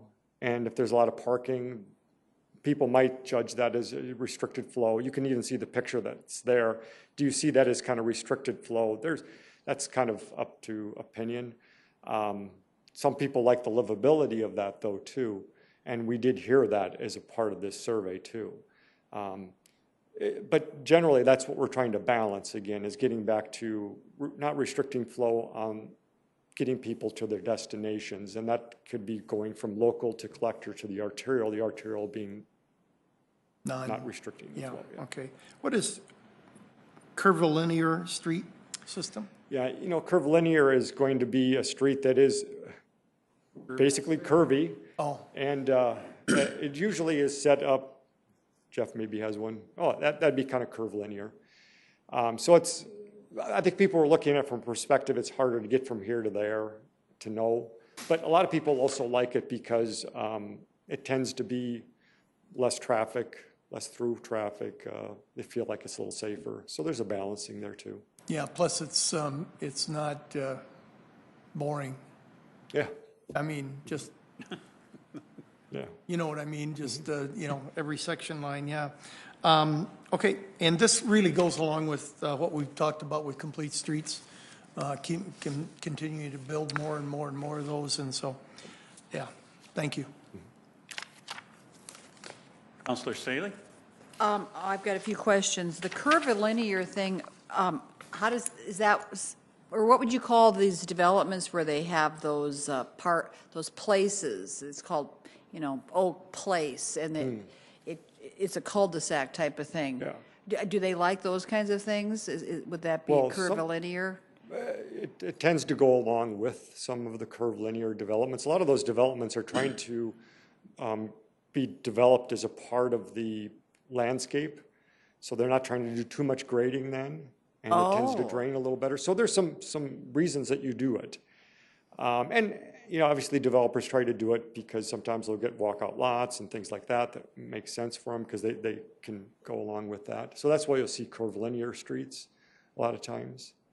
Yeah. Okay. So how would you, we're talking about these added standards, and I do remember when you came in and talked with us before, you had one of the possibilities of only having sidewalks on one side of the street. We talked about that. Right, and so it sounds like you heard from people they want sidewalks on both sides of the street? Generally, they want to see full infrastructure, yes. Although on private streets, residential areas, they would have still the ability to do it on one or none of either side of the street. Oh, really? Well, and they do now, yeah. Oh, okay, so, because I saw you had a picture there with no sidewalks on it on slide, on page 5, there were no, so private streets don't have to have sidewalks? There's no standard for it. We would still encourage it, of course, but a residential and private street with this ordinance would still be allowed to. Well, and then like on slide number, on page 5, it looks like you're saying that they're going to have a big piece of cement pathway going back to a bike trail. Is that, can you put that on page 5? Complete street connections? Yeah, right here. Yeah, so what we're saying is that there's a block that gets too long and they still can't put in a street or don't want to, they would at least have to put in some kind of connection here. That would go back to another street across. To break up that block. That's how a they break walkway up that though, right? block. Oh, so people wouldn't have to walk a whole block, all that pathway? Well, in some cases, you'll look at some subdivisions, they'll have to walk, you know, a mile to go something where if you go on the crow's fly, they might only be 100 feet. I mean, it's pretty significant. Oh, okay.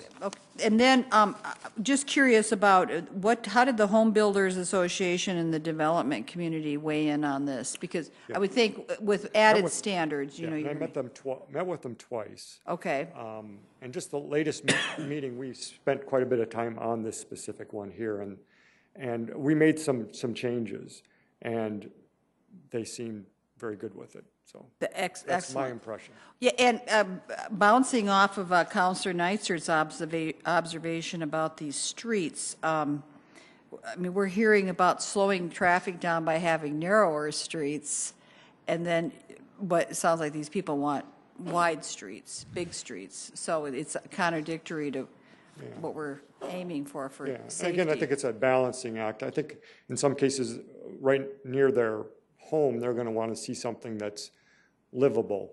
And then when they're trying to get to their job, they're going to want to see something that doesn't restrict to the flow of their So livable meaning that is parking on two sides of the street. Yeah. Slowing it. And want to see it a little the speed limit on those places is, what would that be? Is it 25 on our residential, I think? I believe so, yeah. I mean, no one in front of their home wants to see unrestricted flow of traffic.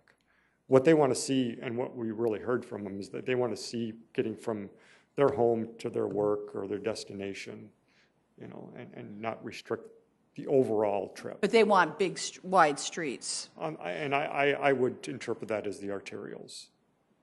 Okay. Yeah. Thank you. Okay, Councilor Rolfin, you I'm sorry, had another question. Yeah, follow up, kind of. I circled under private streets, which would be one slide back. Require private streets have some standard for residential areas and non-residential areas. Does that mean width-wise? Yeah, 28 feet. Okay, minimum 28 feet. 28 and feet then paved. required maintenance agreement? What is that?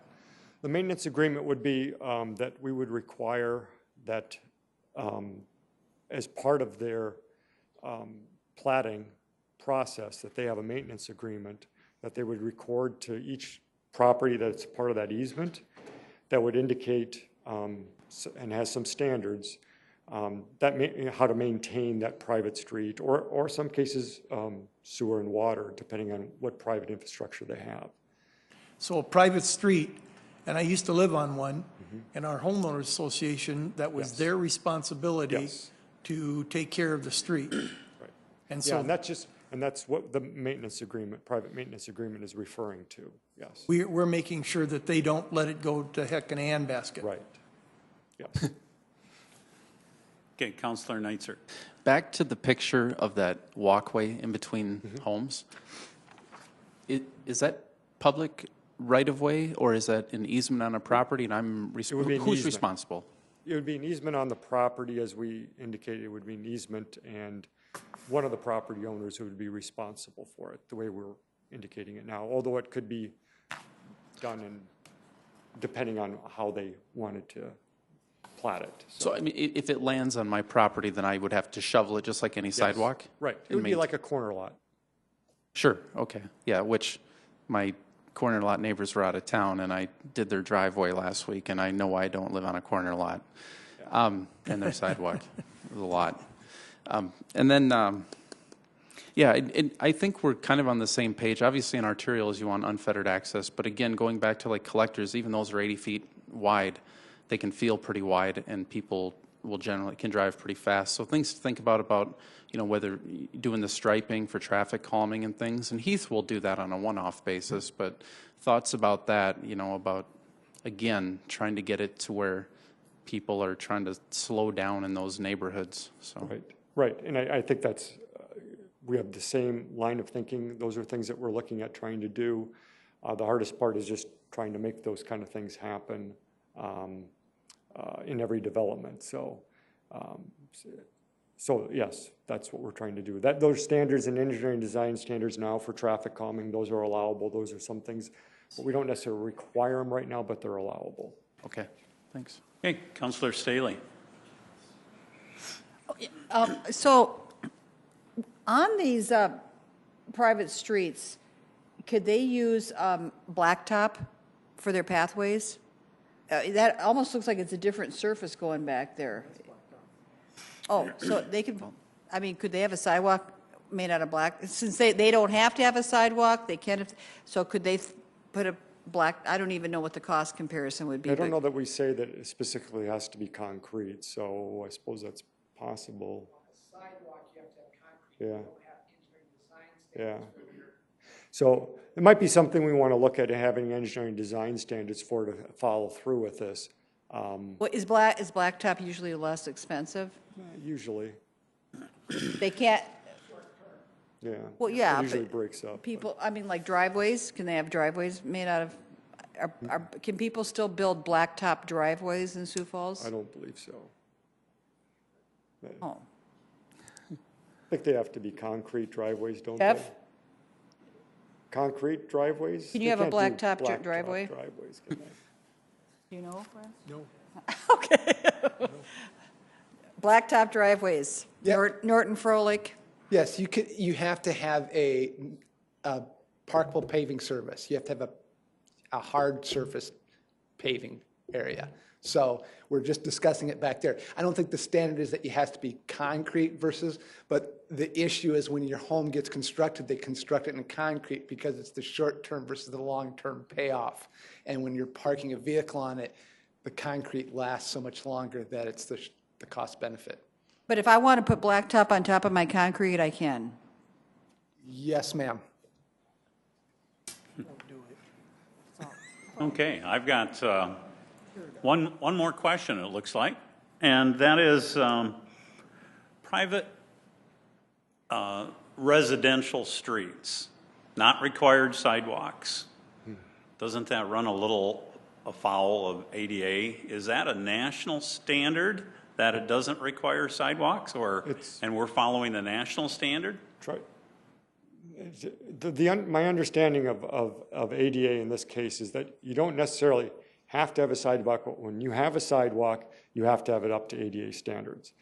I don't know that we've ever, but that's how it's been explained to me.